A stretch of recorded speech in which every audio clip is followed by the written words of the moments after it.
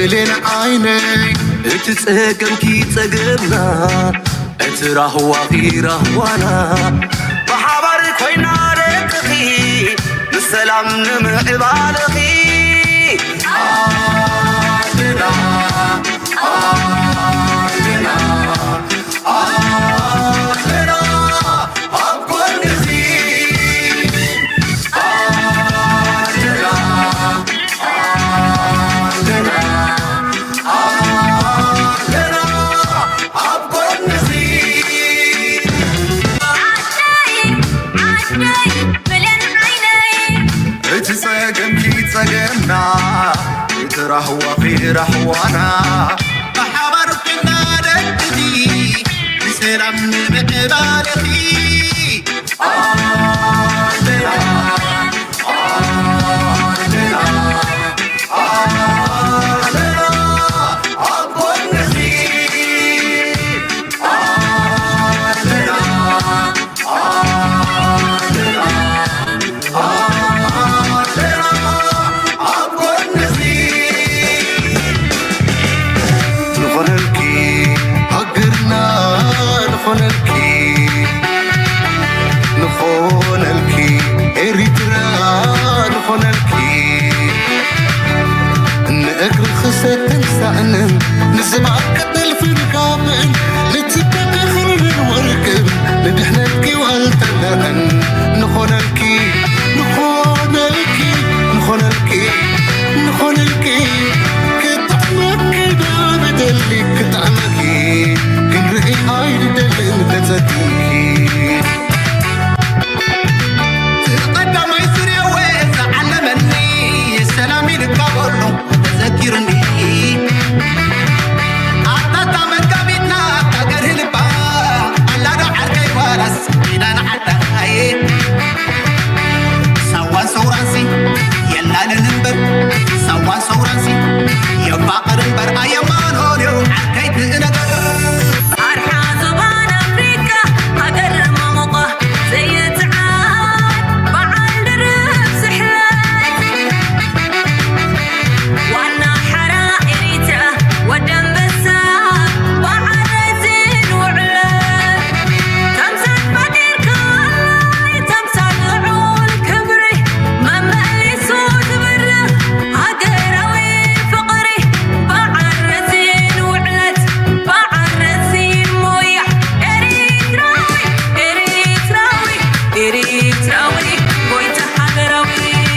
مسنتاينو قبلكي مسنعد ميلاد سنة أنا خمح تنادي نسقي خمح بارنا جتك لا تنالو صحي عالم ترى على الروح نتأمل له زعنا نمحى حد زنتبلا ناتنت مسنتاي ناتنت مسنتاي كبر خزاتيتوس وين كنا بريد بعباي عدي عدي عدي بلين عيني عدي عد وفري صاصين سبين ما تتسلمعي عدي عد صعري عدي انكو قلبي تشاع ترسي عدي وليلا عدي صندقال سلام تخطاتلتنا إذا channel كما يتخونوا سنة كتكونوا نايوتر تمريتنا بحقنا نيام كم زبطروا يوم زلهم زون بلوصات artists I don't know تادرفسي أبي كم تطو كم زبلا سلازي تفاتني أيتحزوا لي بالبخات سلب درفي بحق فلوس الراحة بحدا بوتاسي really loaded كبيد زخوني يونا عقد يفكانا بزينا ختصقر ترديكم كوني يعني وحيار لكم it's just incredible كم يجي روميوم كم زي عينات collaborative energy كندمنتاي حيلكم زلوتر يولهم تدرفز ببينو تعمل ديو مس حوس كايجن صغير قال القبال قد يكونسي مقور زخوني كفو تصبغوا حويسكا espresso كم زي express زخونة نجار سريحة مالتي I'm proud of this patriotic جگانو دك إيرترا سنت ببنياتات ندادي نايزي channel ندادي نايز بإيرترا أبحماقون تبغون لايك نهبكم أبوت أخيتكم إمباسي ميديا اللاتكم كيتكم سمعوا لايك مقبارة ترسعوا لومي أزيو أغن قرام زخونة زينة تاتين حزنا لكم متينا لنا جزي خي وسدنا ناب قدام ما يكفى نحلف لايك مقبار قلنا يترسى أتودي لايك مقبار يترسى تندك نسيد حن قال جزي خبلن صحاجن لايك مقبار يترسى ahead as Israeli Prime Minister Benjamin Netanyahu is reportedly set to visit the White House following the NATO summit. Meanwhile, U.S.-Iran talks remain on pause as anti-American chants fill a funeral for Tehran's former Supreme Leader Ali Khamenei. Chief Foreign Correspondent Trey Yanks joins us live from Tel Aviv with all the details. Hi, Trey. Yeah, hey guys, good morning. Hundreds of thousands of Iranians gathered in the streets of Tehran today and over the weekend as they mourn the loss of the late Supreme Leader, the Ayatollah Khamenei. This entire event will last until July 9th. It's included a variety of processions and visits by foreign delegations from countries like Saudi Arabia and Oman. Many of the attendees chanted death to America as they demonstrated, but there was كم تري وزلهم أبزيك أكل تسلسل زينات تريح مالهم لنكنه هذا قد أسوأ على ناينيتو كليو برجس أبزنيتو تك زرار بيوم دونالد ترامب نتركه خمسيو عندن برجسنا بيوكرين تكوينات كبرت يوم كبلو زغلو دحريو نعو الجباب بيلو دما نتنياهو أمريكا خيدو أبكويناتنا إيران زحلتات الرأس لزلو جلا فراريخ كاريخا جلاريخا نع تو نبزا كوينات تدقدق نع جلي تكبر بنتي الكادما زيخري هيك بمبال كفراره كم زخلي يوم زنقر زلو كنرينا إسرائيل كبيت زخنة سجم أتيوم كم زلو يزنقر من البات كل تزياناتنا إسرائيل نافرح كان ديو تي ميديا تاتا بيدوم سلزخنة قدوم كتوت تنقرنا بالكاي وين زلو حكنا مزراب كم ميديا بزلنا سبات كلا أجندة كلا توبيك كم دليت كايو نيرترا دليت كات صرفت غل كزنت التغل نت منجست كتجن كقمت ليل كات فكرت تغل إيرتراويان سيت أو أنتيوم كتبت تغل دلها كتبت تغليها فري إيفن أمريكا خم دليت كات صرفت تغليها نعم إسرائيل كون كلهم كتنقى غلاك بفلاي كم كمان أنا أشتي كان لازوغنا تنقى غيزر لنا مغنياتو يوتيوب ناتوميو إكس ناتوميو سلوا ناتوم اللو فيسبوك ناتوميو تيك توك ناتوميو سلازي you cannot really do anything نساتهم قلقلو سوالو نسبة جورجو channel سندد عصوا قلزولو أنا كو نساتهم صرحوا زينا تريوزولهم سكا فوكس ميديا إسرائيل عند مقابر يازغون ميديا كاوز مسيح ريبورتس قبل لكم زولو so this ثم أبزعتهم كما يتقولون يوم كان حدا خمود حاسبو I am just نتو some reports قبل وي كندور كاتي بالله مستيراتنا إسرائيل أو اشتماتي كسبسب لكم حفشاقن نتنياهو لن كان حانتا قداس وسانو وسين الله أب إسرائيل أزي تسألي خمسة لفليت الله أمريكا تسألي خمسة لفليت الله أب عالم تفهم فينو خمسة لتردي والله سلازي نتانيش تتريفاتو زلا عدل ندونالد ترامب حبابيلكا نابكينات من الأسرائيل كالي there is no chance كريكم أبزي كربا سنة 4 ساعات و 4 شمن ساعات غير زول لحد شاقد أسو سان إسرائيل حليف الله سدما نتنياهون أخرارن جناين زخونة منقستناتو عليه تاون ريسيستن زخونة منقستناتو انتا غير مسلكم نتي سبريم كورت نايت هاجر أين قبلا كاني نايلوا إتو سبريم كورت نتنياهو بستفل عليك جبنات يخوتسون أبيت فردك أوروبا يسأرك سلازولو بكل من قد تمشاتيرو نتي كستات ناتو كتفو مخال مسألة نتبيت فردي وسانا نات كاين قبلوا نايلو نسوي الكابين غافير الكاتوم كابين ناتو مخال زراربا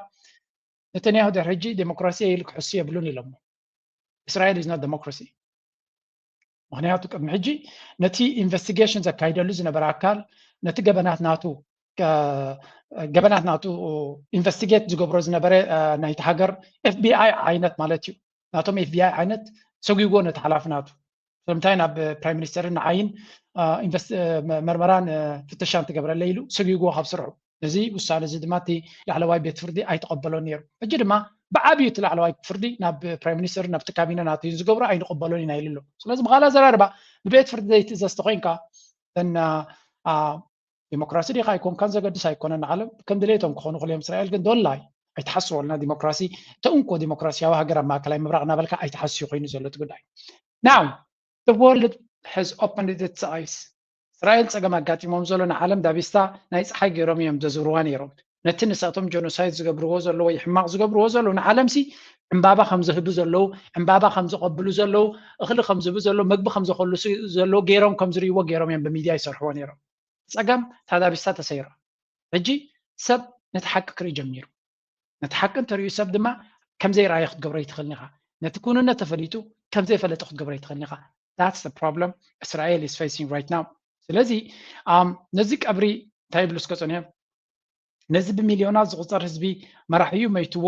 ንኣዳም ግረሞ ዝኾነ ናይ ሓዘን ፅምብል ዝገብሩ ዘለዉ ሲ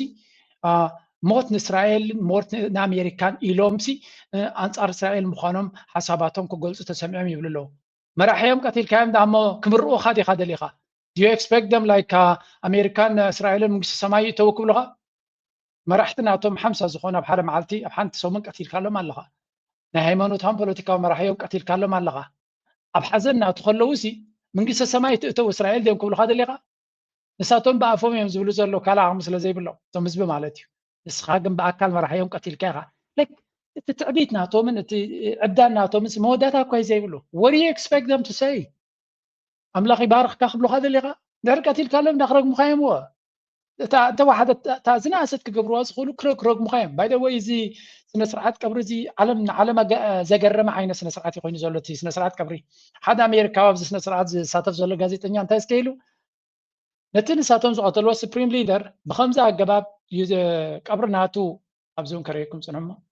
Iran's late Supreme Leader Ayatollah Ali Khamenei is underway in the capital. Tens of thousands of people are lining the streets as the coffin is transported through Tehran. The procession follows 2 days of mourning and prayers at Grand Musalla Mosque. It's part of 6 days of funeral ceremonies that will end with Khamenei's burial in his hometown of Mashhad on Thursday. Al Jazeera. ከም ትሪእዎ ዘለኹም እዚ ስነ ስርዓት ቀብሪ ንኣዳም ግረሞ ዝኾነ እዩ ከምዚ ከምስለኩም ድማ ካብቲ ስቴጅ ትገብርዎ ዘለዉ ትሪኡ ኣለኹም ብሚልዮናት ዝቁፀር ህዝቢ እዩ ወፂኡ ዘሎ ሓዘኑ ዝገልፅ ዘሎ ሓሶት እዩ ናይ ሓሶት ንብዓት እዮም ዝበኽዩ ዘለዎ ገለ መለ ክብሉ ድፍረት ናይ ምዕራባዊ ሚድያ ንበይኒ ኩሉ ይኮነን በልዩ ተረዲዎ ኣሎ ኦልሬዲ this is serious ማለት እቲ ህዝቢ ሲ ብሓቂ ተሰሚዕዎ ከም ዘሎን ገለገሊኦም ድማ እንታይ ክብሉ ተሰሚዕዎም ኣሜሪካ ወላ ትንሽተይ መለዶ ኣብ ኣሜሪካ ንእሽተይ ተስፋ ዝነበሮ ኣሜሪካ ከምዚ ትገብር ኢሉ ዘይሓሰበ ተስፋ ቆሪፁ ሃገሩ ትሕቲ ቅርፂ ናታ ዘዕነወት መራሕቱ ዝቐተለት ወላ ሓንቲ ካልእ ከይገበረት ድማ ዝኸደት ሃገር ኮይና ስለ ዝረኸብዋ ካብ ኣሜሪካ ዝመፅእ ነገር ኢሎም ዝፅበይዎ ዝነበሩ ተስፋ ከም ዝቆርፁ ገይርዎም ኣሜሪካ ለውጢ ከተምፅኣልና ዝብል ሓይሊ ኣብ ኢራን ድሕሪ ሕጂ ከም ሰይጣን ጥራይ ክቁፀር ዝኽእል እዮም ዝብሉ ዘሎ ስለዚ ኩሉ እቲ ዝሓሰብዎ ሬጂም ቼንጅን ነቲ ህዝቢ ኣንጻር መንግስቲ ከልዕልዎ it didn't work መርኣያ ናቱ ድማ እዚ ንሪኦ ዘለና እዮም ዝብሉ ዘሎ ስለዚ እዚ ጉዳይ እዚ ነተንያሁ ከመይ ገይሩ ሕጂ ነዚ ኩነታት እዚ ናብ ፕሮፓጋንዳ ክቕይሮ ይኽእል ወውልሲ ምክንያቱ ከቢድ ዝኾነ ኩነታት እዮም ዝሪኡ ዘሎ to bid farewell to Iran's late Supreme Leader Ali Khamenei. Right behind me, you can see the truck carrying Ali Khamenei's coffin is passing through the crowd quite slowly because there are hundreds and thousands of people who are seeing this moment as an opportunity to say goodbye to the man. ስለዚ ከም ትሪእዎ ዘለኹም ኣብታ መኪና እዩ ዘሎ እቲ ሱፕሪም ሊደር ሬሳናቱ ስለዚ ንዑ ደፋንው ዘለዉ ህዝቢ እዮም ብሚልዮናት በሽሓት ዝቁፀሩ ተኣኪቦም ከም ዘለውን ሓደ ጋዜጠኛ ናይ ኣሜሪካ ኣብዚ ቦታ ዝተረኪቡ ዘሎ እንታይ ኢሉ ዶናልድ ትራምፕ ተዝመውት ክንዚ ሰብ ደመሓዘነሉ ኢሉ so at least you need to imagine ህዝቢ ይፈትወካ ዲ ኣይፈትወካን ክትመውት ከለኻ ብከምዚ መንገዲ ከፋንወካ ይኽእል ደሰብ ብርግፅ ክንዚ ዝኣክል ሰብ ተንስዩ ቅዕልል ክብል ምሰማዕና ኢሉ because what have you done ክሳዕ ክንዱ ክበኽዩልካን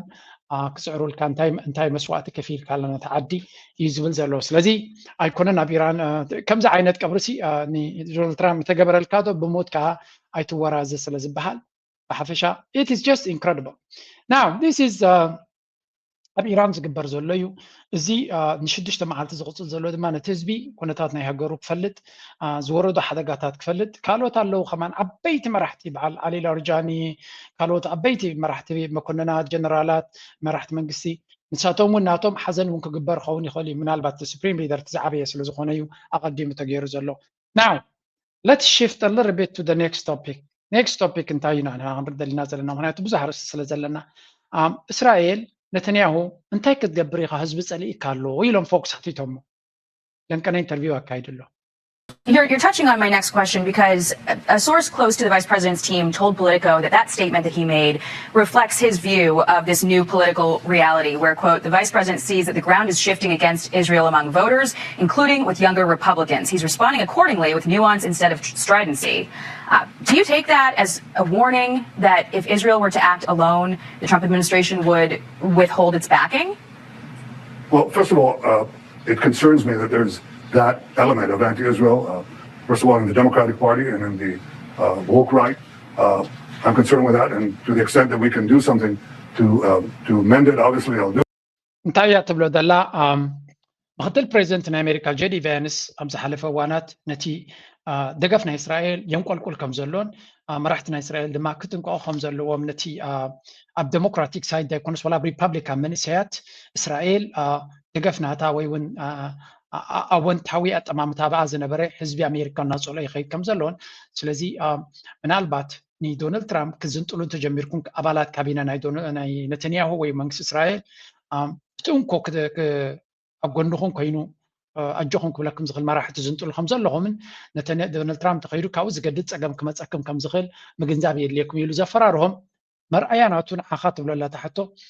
ብሕጂ ናብ ኢራን ገፅካ ክትገብሮ ትኽእል ዝኾነ ይኹን ፈተነ በይንኻ ክትከዶ ከም ትኽእል ፈሊጥካ ኣለኻ ዶ ምክንያቱ እቲ ዝብልዎ ዘሎ እቲ ጄዲ ቫንስ ዝብሎ ዘሎ ሳክት ናይ በይኑ ርእይቶ ከም ዘይኮነ ናይ መንግስቲ ዶናልድ ትራምፕ መርገፂ ክኸውን ከም ዝኽእልን ንበይንኻ ክትከይድ ተፈቲንካ ሓደጋ ክወርደካ ከም ዝኽእል ስጋኣት ኣለካ ደይልወስእዎ ማለት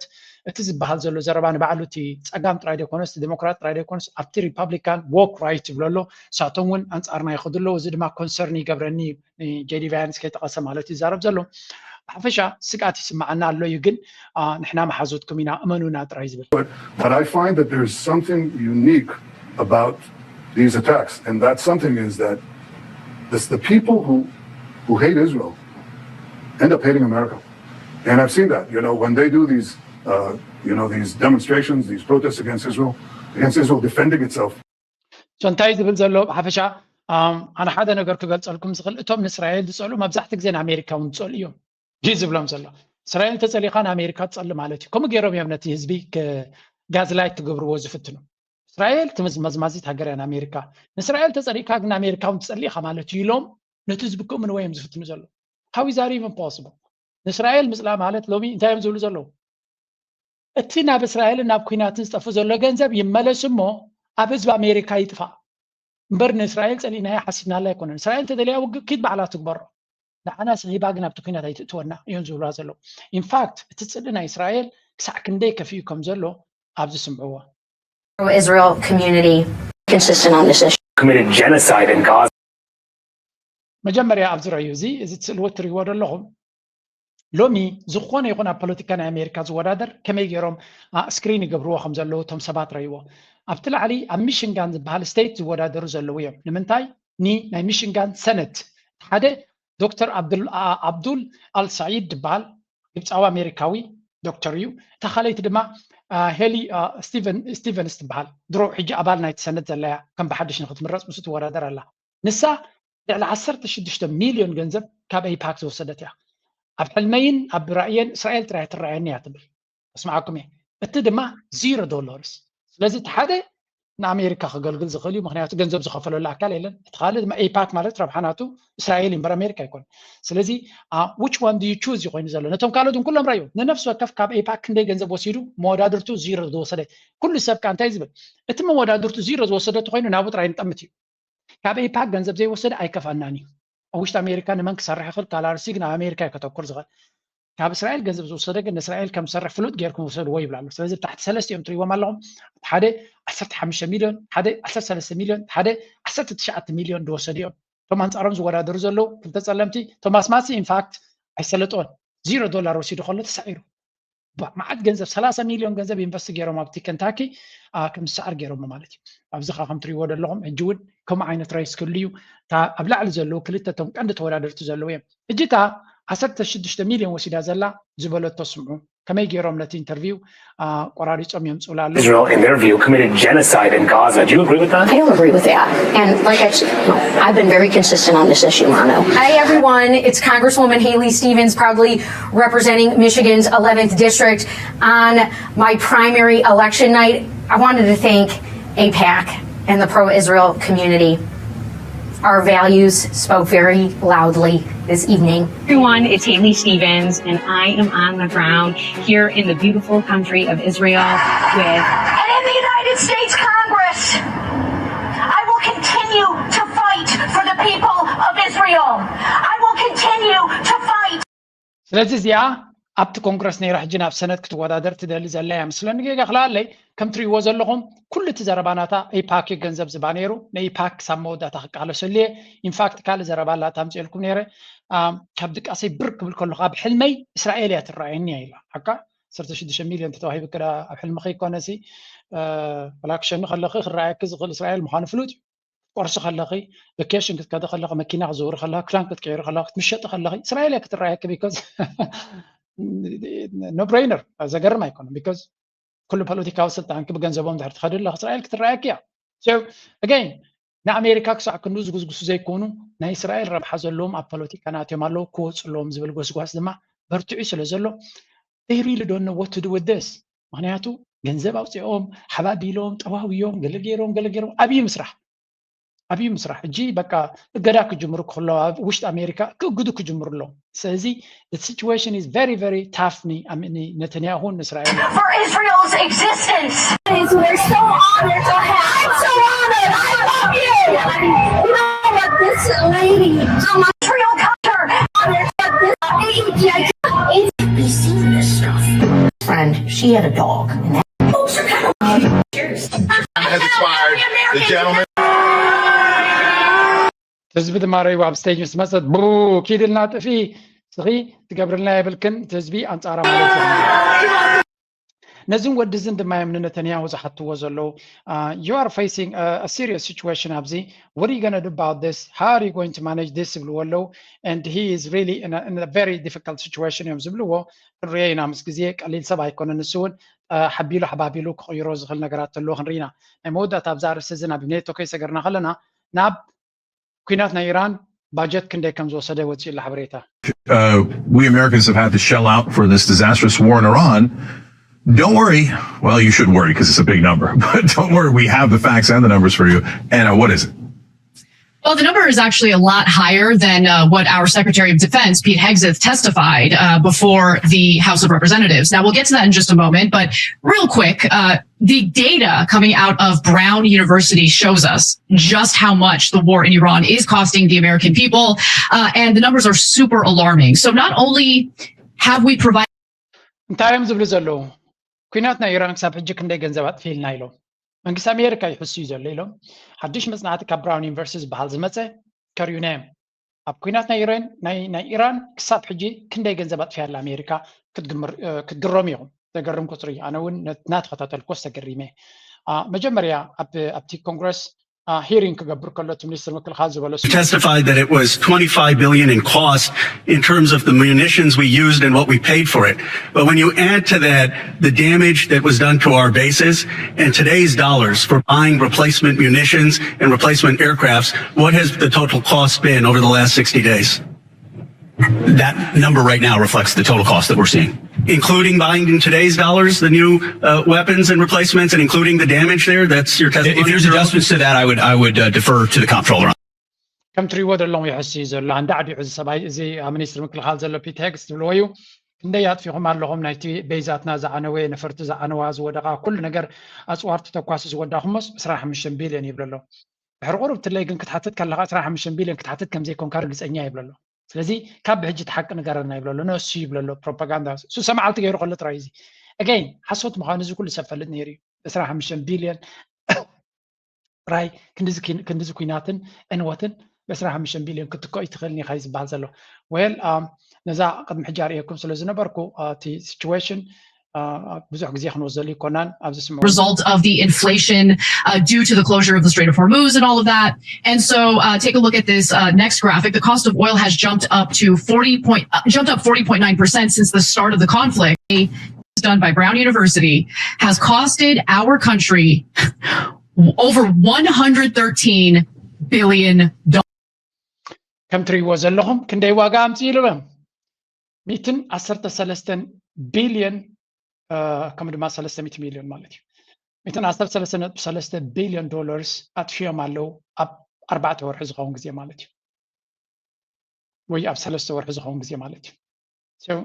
4 ወርሒ actually ማለት ተሳማት ሚቲንግ ለማዓልቲ ገይሩ ስለ ዘሎ 4 ወርሒ ገይሩ already so ከም ትሪእዎ ዘለኹም this is a giant a monster number ኣብ ቁፅሪ እዚ ስለዚ 15 ቢልዮን ኣጥፊና ክብሉ ከለዉ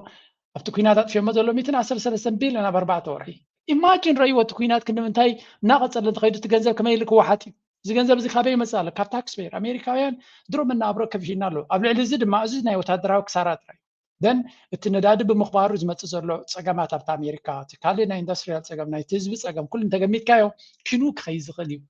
ኤኒዌይ እቲ ኮስት ናይቲ ኩናት ክሳብ ክንደይ ገጅፍ ምዃኑ ኣብ ምንታይ 113 ቢልዮን ዶላር ኣጥፊኻ እንታይ ጌርካ መራሕቲ ቀቲልካ ግን ወሽመጥ ሕርሙዝ ክፉት ዝነበረ ዓፂኻዮ ብዛዕባ ዲል ትገብር ኣለካ ሕጂ ኢራን ብዕድመ ዓበይቲ ዝነበሩ መራሕቶም ቀቲልካ ብናእሽቱ ተኪካዮም ኣለካ ነቲ ዘውረድካ ዕንወት ድማ 300 ቢልዮን ካሕሳ ክትብ ምዃንካ ተሰማሚዕካ ኣለካ ስለዚ what did you gain nothing now ኩናት ናይ ኢራን ታሪኻዊ ኩናት እዩ ታሪኻዊ ኩናት ኮይኑ ተመዝጊቡ ክሓልፍ እዩ ግን ካብ ኩናት ኣይፀግቡን እዮም ክንብለኩም ከለና ካብ ኩናት ምፅጋብ ዝበሃል የለን because let's go to the next phase another war is just ንኻልእ ገይም ድማ ምድላዋት ኣብ ዝለዓለ ደረጃ እዩ ዘሎ because ምስ ኔቶ ዝግበር ዘሎ ኩነታት ክንርኢና Europe has finally opened its wallet. After decades of depending on the United States for security, NATO's European members are now promising the biggest military spending spree since the Cold War. But here's the problem. Money can buy factories, contracts, sometimes even soldiers. What it cannot buy overnight are missiles, air defense systems, military logistics, and decades of American military muscle. Starting tomorrow, leaders of the ከም ትሪእዎ ዘለኹም ኔቶ መራሕቲ ናይ ኤውሮጳ ገንዘብ ካብ ዘየለና ኣምፁ ካብ ዘየለና ወጠጡ ናብ ምንታይ ክእትዎ ይፍትኑ ኣለዉ ናብ ምክልኻል መዓት ገንዘብ ናብ ሚኒስ ናብቲ ምክልኻል ናቶም እየሰጋግሩ ኣለዉ እቲ ፀገም ግን ገንዘብ ወላ እኳ ብዙሕ ቁም ነገር ክገብረልካ ዝኽእል ተኾነ ኣፅዋር እቲ ወረቐት ናብ ሓፂን ክቕየር ኣይክእልን እዩ ናብ ታንክ ክቕየር ኣይክእልን ናብ ነፋሪት ክቕየር ኣይክእልን እዩ ዩ ሪሊ ኒድ ፋብሪካታት የድልየካ ኢንዱስትሪያል ቤዝ የድልየካ ሎጂስቲክስ የድልየካ ዓብ ስራሕ ድማ ትዕግሲ ድማ የድልየካ ምክንያቱ ኣሜሪካ ወላ ገንዘብ ተሂብካዮም ክሸጡልካ ኣይክእሉን እዮም ስለዘይብሎም ንባዕሎም መኻዚኖም ክመልኡ ይደልዩ ኣለዉ ኩናት ናይ ኢራን ኣለዎም ናይ ዩክሬን ኩናት ኣሎ ንባዕሎም ምስ ቻይና ይተፋነኑ ኣለዉ ስለዚ ኣፅዋር ንኸፍርዩ ግዜ የድልዮም ኣሎ ስለዚ ነቲ ገንዘብ ናትካ ገንዘብ ጥራይ ብብዝሒ ናብ ኣፅዋር ተምፂኻ እንታይ ይገብሩ ዋጋ ጥራዮም ከኽብሩልካ ዝኽእሉ ሪጋ ድማ ድሕሪ 10 ዓመት ክትፅበለካ ስለዚ ናቶም ክሰርሑ ተኮይኖም እንታይ ይገብሩሎም ናቶም መንገዲ ናቶም ኢንዱስትሪያል መንገዲ ክሃንፁ ክፍትኑ ክኽእሉሎም and that is not going to be easy it's not going to be easy غطر كنرينا زي under an uncomfortable reality because for nearly 8 decades America has been NATO's biggest military backer and now ዝኾነ እዚቲ ንሪዮ ዘለና ንሰምዖ ዘለና ጉዳይ ኮይኑ ንቐፅል ኣብዚ ራሻ ንመን ኢሎም ከምዚ ይደናደኑ ከም ዘለዉ ተረዲዎም ኣሎ ራሻ this is not no ብወገነ ኤውሮጳ ድማ ንሪኦ ነፍሲ ወከፍቲ ሃገር ድማ ናቱ ፖሊሲ ይገብር ኣሎ On maneuvers in the forests of Lithuania, this is Germany's Bundeswehr in action, guarding NATO's eastern flank, countering a threat from Russia, which the government in Berlin says is real. By next year, around 4,800 German soldiers will be permanently stationed in the Baltic state. Just one element of a wider plan to become Europe's largest conventional military force early in the next decade. And to persuade US President Donald Trump, Germany is prepared to do more. ጀርመን ዓጢቓ ናብ ኩናት ገፀይ ተበጊሰ ኣጆኻ ዶናልድ ትራምፕ ታንክታት የዳሉ ኣለኹ ሰራዊተ የዳሉ ኣለኹ ህዝበይ ድማ ንኩናት ኣዳልየ ስለዚ ካብ ዝባነ ይውረድ ንሕና ንኩናት ተዳሊና ኣለና ኢና ይብልዎ ኣለዎ እዮም ጀርመን ብፍላይ ኣብ ሃገረ ጀርመን ኩነታት ናይ ቁጠቦም ገዲፎም ናብ ምክልኻል እዮም ኣድሂቦም ዘለዉ ኣፍኮርስ ምክልኻል ንነዊሕ ዓመታት ገዲፎሞ ስለ ዝነበሩ let me be clear here ጀርመናውያን ቀለልቲ ህዝቢ ይኮኑን ኣነ ጎረቤተ እዮም ነፀላ መንደቕ እዮም ጀርመናውያን ቀለልቲ ህዝቢ ይኮኑን maybe lomi service kalon kullu gali you give them 5 years defense na German qalil kahona ikona at least technology wise ምክንያቱ there is this story car industry na German ሕማቅ ኩሉ እቲ ናይ መኪና ኢንዱስትሪ ናቶም ሓደጋ ወዲቑ ኣሎ ገለ ክፋል ናቱ እንታይ ገብሩ ኣሎ ፈልኩና they are switching ካብ መኻይድ ናብ ታንክታት ይቕይሩ ኣሎ ካብ land cruisers ናብ military trucks ይቕይሩ ኣሎ and they're going to catch up because they have fabricatatin galen allom manage ku gabru khuliyam because ገንዘብ ተለዎም ቲ ኢንዱስትሪያል ቤዝ ናቶም ኣብቲ ቦቱ ይሰርሕ ስለዘየለ ናብ ኣፅዋር ገጾም ክጠውይዎም ቀሊል ነገር ክኾን ኣይኮነን እዚ ጀርመን ሓያል ድሕሪ ኮይኑ ቀሊል ነገር ክኾን ኣይክልኒ ብርግፅ ግን ብዙሓት ሰባት ኣብ ጀርመን ተረዲዎም ኣሎ እዚ ጉዳይ እዚ ናበይ ክኸይድ ከም ዝኽእል እሞ እቲ ህዝቢ ገለ ነገር ክግበር ኣለዎ ክብል ጀሚሩ ኣሎ እዚ ነገር ብፅቡቅ ክቕፅል ኣይክልኒ ጀርመን ወታደራዊ ሓይሊ ሓያል እናኾነ ተመፅያ ቀሊል ታሪክ ኣይኮነን ክኸውን እዮም ዝብሉ ዘለዉ NATO must become more European so that it can remain transatlantic. I think that's a very apt way of putting it. In recent years, we have done too little for our own security. We are now making up for that. Germany will reach the 3.5% target agreed in The Hague last year. Germany had to change its constitution to allow it to borrow the money to reach that target. ከም ትሪእዎ ዘለኹም ጀርመን 3.5 ናይ ጂዲፒ ናታ ኣብ ዲፈንስ ክትገብር ምዃና ስለዚ ኩሉ እዚ ነገር እዚ ካበይ ክመፅእ እንታይ ክኸውን ናበይ ገፁ ክኸይድ ሕጊ እቲ ለውጢ ናይ ቁጠባ ክርዳእኩም ኣሎ ናብ ምክልኻል ብዙሕ ገንዘብ ክኣቱ ክበሃል ከሎ ካበይ ዝመፅእ እቲ ገንዘብ እንድሕር ኢልኩም ኣብ ጀርመን ዘለኹም እዚኣ ዘረባ ንኣኻትኩም እያ we are always finding ካልእ ኣንግል ምክንያቱ እቲ መንግስቲ ነቲ ክሰምዖ ዝደሊ ጥራዩ ዘስማዓካ ነቲ ክሕባእ ዝደሊ ድማ ክሓብኦ እዩ ዝደሊ listen to this one. Politicians know this, as do the experts, that if we keep going like this, we're going to hit a wall. More and more young people growing up in Germany worry they won't receive enough pension when they retire. You can chuck retirement in the trash. Useless. We won't get a pension. I think it's a topic that scares us. Not even today's pensioners have enough to get by. I can forget taking a vacation. So እንታይ እዮም ዝብሉ ዘለዉ ንኣሽቱ መንእሰያት ሎሚ መንእሰይ ዘለኻ ወዲ 10ታት ዘለኻ ዓመት ወዲ 65 ወዲ 70 ዓመት ምስ ኮንክ ወዲ 75 ዓመት ምስ ኮንክ ምናልባት ጥሮታ ንጥሮታ ኢልካ ትፅበ እንተለኻ ኣይትሕለሞ እዮም ዝብሉ እዞም መንእሰያት ስና ግን ሓፕን ብዚ ሕጂ ዘለናዮ ኩነተ ቁጠባ መጀመርያ ሰብ ቀልጢፉ ይኣርግ የለን ቀልጢፉ ይመውት የለን ስለዚ ስለ ናይ ጥዕናን ቴክኖሎጂን ተበፂሕዎ ዘሎ ካልኣይ እቲ ፔንሽንስ ወይ እውን እቲ ናይ ጥሮታ ተባሂሉ ዝነበረ ሲስተም ኢትስ ብሮክን ተሰይሩ እዩ ምክንያቱ እቲ መንእሰይ ውሑድ እዩ ናይ ስራሕ ዓቕምናቱ ወይ ከኣበርክቶ ናቱ ድማ ብዙሕ ተፅዕኖ ክትገብረሉ ክትክእል ኣለካ ነቶም ዓረብቶት ኣዝዮም ብዙሓት ክጥውር ተኮይኑ ስለዚ እቲ ፔንሽን ፋንድ ዝበሃል ኣብ ጀርመን መንግስቲ ድማ ናብ 70 ገፁ ይደፍኦ ኣሎ ድሕሪ ዝተወሰነ ድማ ናብ 75 ሜቢ ደቂ ዕስራታት ዘለኹም ናብ 80ታት ክሳብ 80ታት ክሰርሑ ከም ትኽእሉ ኣብ ግምት ክትገብርዎ ክትክእሉ ኣለኩም ወይ ድማ ካብቲ ሲስተም ንላዕሊ በራ ወፂኻ ናትካ ናይ ጥሮታ መንገዲ ክትፈጥር ክትክእል ኣለካ እዚ ድማ ዝኣክል ካፒታል ሴቭ ጌርካ ትንኮት ብዘይ ጥሮታ ዝነበረሉ ዓለም ኣፍሪካ እዩ ገዛኻ ጌርካ ዲኻ ኣብ ዓድኻ ጀርዲንካ ጌርካ ዲኻ ጣሕኒትካ ጌርካ ዲኻ ኣውቶቡስካ ገዚኻ ዲኻ ወላ ካልእ እንዳ ከብትኻ ዲኻ እንዳ ባግዕካ ከፊትካ ሂወትካ ሻሕ እናበልካ ትነብረሉ መንገዲ ጎጆኻ ጌርካ ዳስካ ጌርካ ምረባዕካ ጌርካ ህድሞኻ ጌርካ ትነብረሉ መንገዲ ምፍጣር እውን ሓደ እዩ እንተቲ ከምዚ ናይ ኤውሮጳውያን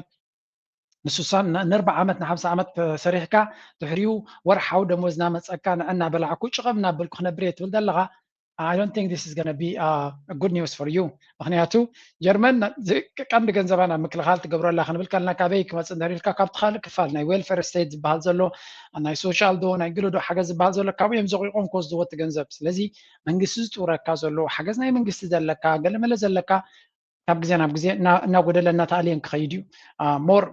በዓልካ ከተበርክት ኣለካ ነቲ ገንዘብ ብሙሉእ ወሲዶም ናብ ምክልኻል ክገብርዎ ክፍትን እዮም ብርግፅ እቲ ናይ ምክልኻል ካምፓኒታት ንዓበዩ ክኸዱ ይኽእሉ እዮም ኣብኡ ስራሕ ክርከብ ይኽእል ይኸውን እዩ ሃገር ብዙሕ ኣፅዋር ከተፍርን ተጀሚራ ድማ ነገር እያ ትደሊ እዚኣ ብፍላጥ የድሊ ኣሜሪካ ኩሉ ግዜ ኩናት ትደሊ እኮ ናይ ኣፅዋር ካምፓኒታት ናይ ኣሜሪካ እዚአን ዓበይቲ ስለ ዝኾና ክሸጣ እየን ዝደሊ ክሸጣ ይደልያ ንክሸጣ ድማ ውግእ የደልያ ውግእ ክፈጥራ ኣለዎ ስለዚ ሃገራት ኣፅዋር ከፍርያ ምስ ጀመራ ነገር ንዓበየ ክኸይድ ውግእ እናተደልየ ክኸይድ ምክንያቱ ኣካል ናይቲ ኤክስፖርት ናቶም ክኸውን ስለ ዝኽእል ንኣትዎ ዘለና መድረክ ድማ ክሳዕ ክንደይ ከቢድ ክኸውን ከም ዝኽእል በዚ ኢኻ ትግምቶ ስለዚ እዚ እውን ኣብ ግምት እትዎ ኣብ ጀርመን ዘለኹም ተይለኩም ኣብ ካልእ ኤውሮጳ ዘለኹም ኩልኹም እዩ ፈረንሳ ኢትስ ኦልሬዲ ብሮክን ኢኮኖሚ ዝበሃል ጣልያን ከምኡ ሕጂ ኩላቶም እዚኣቶም እቲ ሲስተማቲካል ከም ናይ ጀርመን ሓውሲ ጥዕና ዘለዎ ቁጠባ ኣይነበረን እዩ ዝበሃል ዝወሓደ ዕዳ ዘለዎ ዴት ቱ ጂዲፒ ሬሽዮ ናቱ ዝተሓተ ኤክስፖርት ዝገብር ዝነበረ ኢንዳስትሪያል ቤዝ ዘለዎ ኣብ ሙሉእ ኤውሮጳ ጥዕና ዘለዎ ቁጠባ ጀርመን እዩ ነይሩ ሎሚ ኸ ደ ሲክ ማን ኦፍ ዩሮፕ ኣብቲ ናይ 2000 ዝነበረ ሽሞም ሕሙም ሰብኣይ ናይ ኤውሮጳ ወይ ሕሙምቲ ሰበይቲ ናይ ኤውሮጳ ዝብል ቅፅል ተመሊስዎም ኣሎ ምክንያቱ ጥዕና ዘይብሉ ቁጠባ ኮይኑ ስለ ዘሎ ዝኾነ ጀርመናውያን ላዕልን ታሕትን ይብሉ ኣለዉ ነቲ ፀገም ንምፍታሕ ክኽእልዎ ድዮም ኣይክእልዎን ንግዜ ንገድፎ ኩሉ እዚ ትሪእዎ ዘለኹም ኢትስ ገነ ቢ ቨሪ ቨሪ ኢንትረስቲንግ ኤውሮጳ ፑቲን ተረዲእዎ ለናበይ ገፁ ይኸይድ ከም ዘሎ Besides, Europe's rising defense expenditures and continuing support for Ukraine has proved that Western nations are preparing for a major war with Russia. The European Union is investing heavily in the modernization and production of ammunition, armored vehicles and air defense systems, seeking to reduce its dependence on arms imports from the US. We can see that in the past, NATO countries limited themselves to supporting the Kiev regime, which came to power illegally by using armed force and staging a coup d'etat. Today, the West is openly talking about preparing for a war against us and building up their military offensive budgets. كم تريد لهم نيتو بكل من قدي نكوينات يدالو كم زلوا كم يجر كان راشا تبدها كم يجر كتشالنج تجبرها كل زكالهم كجبروا خم زلوا يم دزارة بزلوا درجة أتصال نايت نيتو زربا نكوينات يدالو كم زلون ني دونالد ترامب كم يجر كاتغرقرو ني بوتين راشا كم يجر كاتغرقرا يوكرين عبك فال جراتنا لكن كينو كنت مثالنا ني عبك كوينات كنا دالو لنا عمناك هيل خلالو زبل زربا أتصال دسمع زليو بوتين دما كل تزربا بقلتي نعنا أنصارنا كوينات كجبري دليهم زلوا ينقرونا له سلزي كاب حجي حسابنا خنجبر لنا يمزولو زلوا كمر آياناتو رشا قبل لي يوكرين تجبروا زلا مدقعتي نحيا لي خيتكم زلون برتو زخنة سجون تتوسط كم زلاني زنقر معناته فدام بسرعة خاطوات أزل لك بده يلوم سلزامنو نتي بسرعة نحن لنا زبلوه كجبروا يمزفتنا زلوا يوكرين دم تقدمها قبل نتيو. Unleashed a massive strike on Kyiv. Ballistic and cruise missiles along with drones pounded the Ukrainian capital, triggering explosions and air raid alerts. The attack comes just a day before the NATO summit in Turkey, escalating the war as peace talks remain at a standstill. Multiple explosions were heard across the capital as air raid sirens sounded. Take a look. بحفشة رشا كبيت زخونة دبدابات قبل لي يوكرين غير مالو أبزق ورئيسنا لكم لنا مغنياتو كبيت زخونة أنوات سلزلابو كله كان ريك ما ينخلينا سلازيتي كويناتنا يوكرين نبرت أي خيط كم زلون بفلاي رشا أوشتي كتماتاتنا يوكرين كيف حويسكا كبيت زخونة دبدابتك هيت كم زلا يزن قرزلو تعودوا كوينات دما أبز سامرزي قالك ولد كم زخلن أبز حجز قبرنا نيتو وعلى دما عبي أجندة كون كم زخلنا يوكرين ناي إيران قرب تلي قرب عرفت غير سلزلو زي ناي يوكرين عبي أجندة كون كم زخلي زن قرزلو ስለዚህ ዶናልድ ትራምፕ ኣብዚ ቦታ እዚ እንታይ ዓይነት ውሳነ ይወስድኸውን ብሕጂ ክረአዩ በትኩናት ኣዝዩ ከቢድ ከም ዘሎን ዘለንስኪ ድማ ብህፁፅ ኤር ዲፈንስ ክወሃቦም ከም ዘለዎም እዩ ዝሓቲ ዘሎ እንተሰሚዖሞ ማለት እዩ In the capital and surrounding areas. Fighting is also ongoing for Kostiantynivka, which Putin has already claimed for himself, but it's clear he will never risk showing up there. Because in reality, what belongs to him is only Moscow, St. Petersburg, and his residences. This is the greatest cynicism of this war. A man who relies solely on his inner circle, on Moscow, and on his favorite residences, is burning down everything he can. ከም ትሪእዎ ዘለኹም ዘለንስኪ ዩክሬን ማለት እዩ ኣብ ውሽጢ ራሻ ቀፃሊ ደብዳቤ ኣካይዱ ከም ዘለዎ ናይ ሪፋይነሪ ዲካል ኩሉ ክሪቲካል ኢንፍራስትራክቸር ናይ ራሻ ዝበልዎ ብድሮናት እናገበሩ ይሃርሙ ኣለዉ እዮም ሳክት ኣብኡ ከለዉ ዝሞቱ ዘለዉ ከይመስለኩም ስለዚ እቲ ኩናት መጠነ ሰፊሕ እዩ ኮይኑ ዘሎ ስለዚ ኔቶ ኣብዚ ጉዳይ እዚ ኣብ ኣገዳሲ ደረጃ በፂሕሎ እንታይ ክገብሩ ይኽእሉ ኣብዚ ዋዕላ እዚ ብዛዕባ እዚ ኩናት እዚ እንታይ ክብሉ ይኾኑ ይኽእሉ ብዙሓት እዮም ዝፅበዩ ዘለዉ ኤውሮፓ ካብ ዶናልድ ትራምፕ ዝኾነ ነገር ይፅበዩ ኣለዉ እንታይ ይኸውን ከም መልስናቱን ሰሚዕና About NATO, Donald Trump is set to really put NATO to the test at a Turkey summit this week. We know that in the past he's demanded that allies step up defence spending immediately or face consequences. NATO's chief Mark Rutte is seeking loyalty from the US on the eve of this summit. Brittany, look, Trump's already threatened to leave NATO.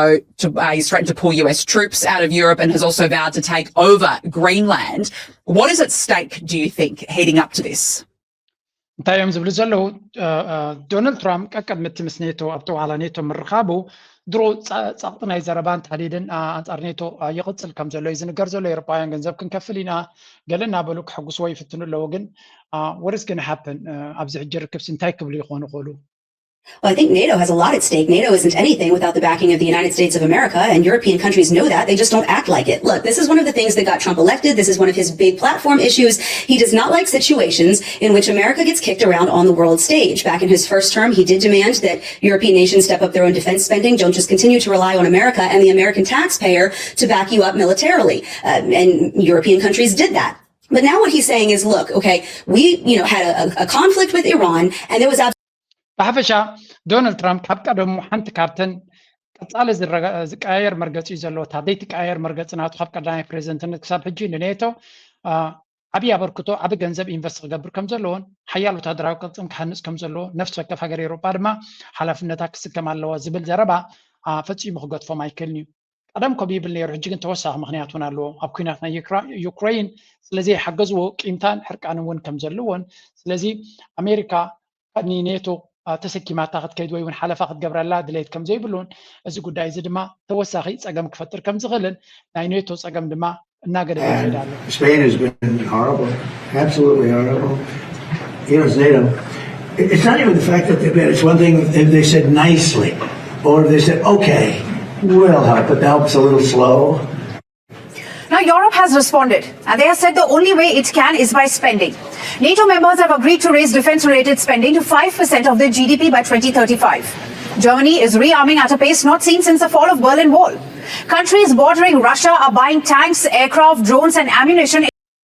ከም ትሪእዎ ዘለኹም ኤውሮጳ ዝርከቡ ገንዘቦም ናብ ምክልኻል ገጾም ይገብርዎ ኣለዉ ብዙሕ ብኮታት እዩ ዘለዎም ኢንዳስትሪ ናቶም ክሃንፁ ይደልዩ ኣለዉ እቲ ናይ ጋዝ ፀገም ብኮ ንክሽፍኑ ክገብርሎም ኣብ ኣርቲፊሻል ኢንቴሊጀንስ ኢንቨስት ክገብርሎም ማኒፋክቸሪንግ ከማዕብሉ ክኽእልሎም there is so many things they need to do on top of that ምክልኻል ናቶም ክሕይሉ ክኽእልሎም ስለዚ ኤውሮጳ እዮ ገዛ ናቶም መወዳእታ የብሉን ነዚ እዮ ገዛ እዚ ኩሉ ከተግብሩ ገንዘብ ከድልዮም እዩ ግዜ ከድልዮም እዩ ፀጋ ከድልዮም እዩ ናበዮም ክተክሩ ዘሎም እንታይ እዮም ክጅምሩ ከለዎም we will see በሓፈሻ ግን ኤውሮጳ ኣብ ክገብርዎ ዘለዎም ኣዝዩ ብዙሕ ነገር እዩ ዘሎ ንዑ ንምግባር ድማ ሸመድበድ ንርኢ ኣለና ዶናልድ ትራምፕ ድማ ምሕረት ዝበሃል የለን ወይ ጌርኩም ስሬኹም ሒዝኩም ትኸዱ ወይ እውን ቀይሕ ካርድ ዝኽበኩም ያነ ምሳኹም ተጓቲተ ዝኸደሉ ምክንያት የብለይ እናበለ ኣብ መዓልቲ መዓልቲ እዩ ዘፈራርሁም ዘሎ መዓልታዊ every day ሓንቲ warning shot ይሰደሎም ኣሎ ጽባሕ ድማ ለሸውዓተ ክግበር ትዋዕላ ክንርኢና እንታይ ከም ዝበሃሉ it's going to be very very interesting to watch እና ድማ ንኹሉ ርኢና ክንምጻልኩም ኢና ሕጂ ናብ ዞባና ናብ ቀርና ኣፍሪቃ ንመለስ ላይክ ምግባር ኣይትረስዑ ከም ወትሩ let's go toward East Africa. The message coming out of Washington is blunt. The guns in the Horn must go quiet, not because American policymakers suddenly discovered humanitarian conscience, because the Red Sea, the artery through which over 12% of global trade normally flows, is bleeding commercially, and Washington cannot afford that. What the US is now attempting is nothing short of a sweeping geopolitical engineering project. A chain reaction peace initiative, threading together Saudi Arabia, the UAE, Egypt, Eritrea, and Ethiopia in a single interconnected diplomatic mechanism. The problem? Every single link in that chain carries the seed of its own collapse. And if one breaks, they could all go down together. This is the situation on the ground right now, and it is more dangerous than the headlines suggest. Red alert, the ከም ትሪእዎ ዘለኹም እዚኣ ሓንቲ ስእሊ ኣብዚ ቅድሚት ከሪአኩም ፀናሕኩ እዛ ስእሊ እዚኣ ሓንቲ ካብቲ ቀፃሊ ኣብ ዙርያና ዘለያ ኣሜሪካ ኣብዚ ቀርኒ ኣፍሪካ ብዙሕ ነገር ክትገብር ትጓየላ ወይ እውን ኣገዳሲ ቀይሕ መስመር ድብፃሕ ከም ዘሎ ይረኣዮም ኣሎ ኢና ንብል ነርና ሱዳን ኢትዮጵያ ሶማልያ ገለመለ ኢልና ንዛረብ ነርና well there is a new front now ካብ ቀደም ዝነበረ እንዲሁ ግን ሕጂ እናሓየለ ድመፅእ ዘሎ ጉዳይ ክንርኢና እንታይ እሱ ኣብዘን ዝሓለፋ ሰዓታት ሓድሽ ሽግር ኣብ ከባቢና ይረአ ኣሎ ካብቲ ዝነበረ ሽግር ተወሳኺ ሽግር ማለት እዩ ኤርትራ ኣብ ከመይ ዝበለት ቦታ ከም ዘላ ንምርዳእ ጥራይ ክበኩም እየ ምክንያቱ ኤርትራ ተፈጥሮ ዘላ ፀገም ኣይኮነ እዚ ግን ኣብ ዙርያ ኤርትራ ዘሎ እዩ Yemen's western coast, where there's been fighting between soldiers from the internationally recognized government and Ansarullah Houthis. Authorities say that after years of relative calm, the Iranian-backed Ansarullah group is aiming to advance south to areas outside its control. Positions controlled by the UN-recognized administration have come under attack in the region of Tahama. Yemen's Minister of State says that dozens of government... ኣብ የመን መቸም የመን ኣብ ሲቪል ዎር ካብ ተኣቱ ነዊሕ ዓመታት እዩ ኮይኑ ዘሎ ነዊሕ ዓመታት ገይራ ኣላ የመን ሕጂ ድማ ሓድሽ ውግእ ተጀሚሩ ይበሃል ኣላበል ጀበል ለባዛን ገለ ዝብልዎ ዘለዉ እዮም ግን መነመን እዮም ዞም ዝዋጉ ዘለዉ ሕጂ ኣብ የመን ብመን ዝድገፉ እዮም እንታይ ኸት ዕላማ ራይዎም እዚ ኩሉ ግዜ ድራማ ዘሎ ኣብዚ ሃገር እዚኣ ሕጂ ድማ እቲ ሑቲ ዝበሃል ናብ ካሊእ ይፅበት ስለ ዘሎ ኣብ ውሽጢ የመን ካልእ ፀገም ክፍጠር ከም ዝኽእል ፍሉጥ እዩ እስራኤል በቲ ሑቲ ዝበሃል ኣሲራትሉ ስለ ዘላ ገለ ነገር ክግበር ከም ዝኽእል ግን እስራኤል ጥራይ ኣይኮኑ ዝተፈላለዩ ሓይልታት እዮም ዘለዉ ኣብዚ ደንቀነ ሓደ ህይወት ብዙሓት ዝቐተለ ኩናት ተራእዩ Groups and members of the Ansarullah group were killed in confrontations there, and that government forces are holding on to their areas. 15 government soldiers were killed in battles in the southern part of Hodeidah province. Ansarullah Houthis Rebels control most of that province and have been undertaking a military build-up in recent weeks. The government says that 50 of them were killed and dozens more wounded in some of the latest fighting near the city of Taiz. Meanwhile, protesters are... ሕጂ ትሪእዎ ዘለኹም ኣብዚ የመን እንታይ እዩ ዘጋጥም ዘሎ እንድሕር ኢልና ቅድሚ እዚ ኩናት ናይ ኢራን ምጅማሩ ሓደ ነገር ኣጋጢሙ ነይሩ ኣብ የመን ትዝክሩ እንተኮይንኩም ኣብዚ ቻነል ኤክስተንሲቭሊ ካቨር ዝገበርናዮ እዩ ንሱ ድማ ኣገይን ነቲ ህዝቢ ጥራይ ዘይኮነ ካርታ እናረኣና ክንከይድ ክንክል ኣለና እታ ካርታ መረዳእታ ትበና ኣብዚ የመን ኣብ ዝሓለፈ ኣብ ምብራቃዊ የመን ወይ እውን ደቡባዊ ናብቲ ህንዳዊ ውቅያኖስ ዝወርድ ቦታታት ብኢማራት ዝድገፍ ሓይሊ STC ሳዘርን ትራንዚሽናል ካውንስል ዝበሃል ብኢማራት ዝድገፍ ሓይሊ ከስፋሕፍሕ ፈቲኑ ናብ ዶብ ስዑድያ ገፁ ምስ ፈተነ ስዑድያ እትድግፎ ናይ መንግስቲ ሓይልታት ዝበሃሉ ዓለም ለኻዊ መንግስቲ ብዓለም ለኸ ዝድገፍ መንግስቲ ናይ የመን ዝበሃል ኣብ ስዑድያ ዝቕመጥ ማለት እዩ ሰራዊት ኣለዎ ብስዑድያ ድማ ዝድገፉ ሓያል ግብረ መልሲ ስዑድያ ድማ ብነፈርቲ ጌራ ኣሰንያ ነቲ STC ዝበሃል ኣብ ሓፂር ግዜ ሕቁ ሴራ ነቲ ብመንግስቲ ዝድገፍ ሰራዊት ነቲ ዝዓበየ ክፋል ደቡባዊ ክፋል ይኹን ነቲ ገማግም ባሕሪ ከም ዝቋፀሩ ጌራ እያ እዚ ንባዕሉ ታሪካዊ ፍፃመ ነይሩ ኦልሬዲ እዚ ታሪካዊ ፍፃመ ናበይ ገፁ ክኸይድ ፈቲኑ ሕጂ በይናይ መንገዲ መፅኡ ዘሎ መን እዩ ሕጂ ዝዋጋእ ዘሎ ክንብል ኢና ቀፂሉ ኣብዚ ሕጂ ሑቲ ዝበሃል ሓያል ዝኾነ ሓይሊ ወታደራዊ ሓይሊ ነዚ ምዕራባዊ ክፋል ናይ የመን ወይ እውን ናብ ቀይሕ ባሕሪ ዝጠምት ናብ ኤርትራ ገፁ ዘሎ ዝቋፀር ሓይሊ ዘሎ ኣብቲ ኩናት ናይቲ ብስዑድያ ዝድገፍን ብኢማራት ዝድገፍን ክግበር ከሎ ሑቲ ስቕ ኢሉ ይድርዮም ነይሩ ሕጂ ግን እቲ ናይ መንግስቲ ሓይልታት ነቲ ዝዓበየ ክፋል ናይ የመን ተቆፃፂሩ ዘሎ ምስቲ ናይ ሑቲ ሓይልታት ተዋጊኦም ኣለዉ ይበሃል ኣሎ ስለዚ ስዑድያ ትድግፎ ሓይሊ ምስ ኢራን ትድግፎ ሓይሊ ዝገብሮ ዘሎ ኩናት እዩ ስዑድያ ድማ ምናልባት እቲ ምክንያት ቀስ ኢሉ ክግለጽ እዩ ስዑድያ ነዚ ቀይሕ ባሕሪ ናፃ ክኾነሉ ዝኽእል መንገዲ ክትፈጥር ክትክእል ኣለዋ ምክንያቱ ኢራን ብክልቲኡ መንገዲ ክትቋፀሮም ከዋፅኦም ኣይክልኒ እዩ ዝበሃል ግን ኣንፃር ሑቲ ኣይኮነን ስዑድያ በይና ምስ ኩላቶም ሃገራት ኢማራት ወሲኽካ ኣሜሪካን ካልኦትን ተደጋጊፎም መፅኦም ን5-6 ዓመት ተዋጊኦም እውን ኣይሰለጦምን ስለዚ ወር ሃስ ቼንጅድ ሕጂ ምናልባት ኢራን ተዳኺማ ኮይና ኢሎም እዮም ዝገብርዎ ዘለዉ ኢራን ኣይተዳኸመትን ስለዚ this is going to be very surprising እስከ ንእሽተይ ክንሰምዖም ኢና ምክንያቱ ብዙ ዘገርም ስለ ዘለዎ and the return of international flights. Let's take you live now to Sana'a. Al Jazeera's Yusuf Mauri is live for us in the Yemeni capital. Yusuf, how intense are these clashes?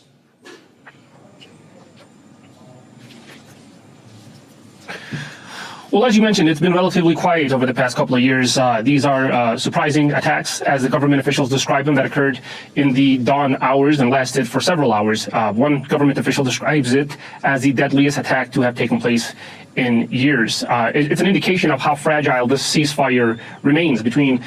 Yemeni government and the Ansarullah Houthi group, who control the majority of the southern province of Hodeidah. These are very critical front lines. This area where the clashes are taking place in the district of Hayes in southern Hodeidah, it sits on the road. It's a district that sits እንታይ ዝብል ዘሎ እዚ ኣብ መንጎቲ ብኣንሳራላ ዝምራሕ ሑቲ ዝቋፀሮ ቦታን በቲ መንግስቲ የመን ዝቋፀሮ ወይ ከዓ ሰራዊት ናይ መንግስቲ የመን ዝቋፀሮ ቦታታትን ዘሎ ዶባት ዘጋጥም ዘሎ እዩ እቲ ምቁራፅ ናይ ተኽሲ ኣብ መንጎ እዞም ክልተ ሓይልታት ዘሎ ንክንደይ ግዜ ክቕፅል ይኽእል ክሳዕ ክንደይ ኣብ ሰንኮፍ ዘላ ሃገር ምዃና እዩ ዝርዳኣና እዩ ዝብል ዘሎ ከምዚ ትሪኦም ዘለካ ዕጡቃት ሓይልታት ከም ትሪእዎም ምንቅስቃሳት ናቶም ሒዞሞ ዘለዉ ኩነታት it's just kind of scary ኩሉ እዚ ነገራት እዚ ብጣዕሚ መሰሪዕ ምስ ሱዳን ከነሪአኩም ኢና ኣብ ኢትዮጵያ ዝተፈላለዩ ሓይልታት ዝገብርዎ ዘለዉ ኩነታት ክትርኢ ከለካ እዚ ቀርኒ ኣፍሪካ ከምኡ ድማ በቲ የመን ወሲኽካ ኣብ ከመይ ዝበለ ሓደጋ ዘለዎ ኩነታት ከም ዘሎ ንክትግምቶሲ እቲ ምግማትካ ከማን ዝኣክል ኣይኮነ እቲ ንክንግምቶ ንኽእልሲ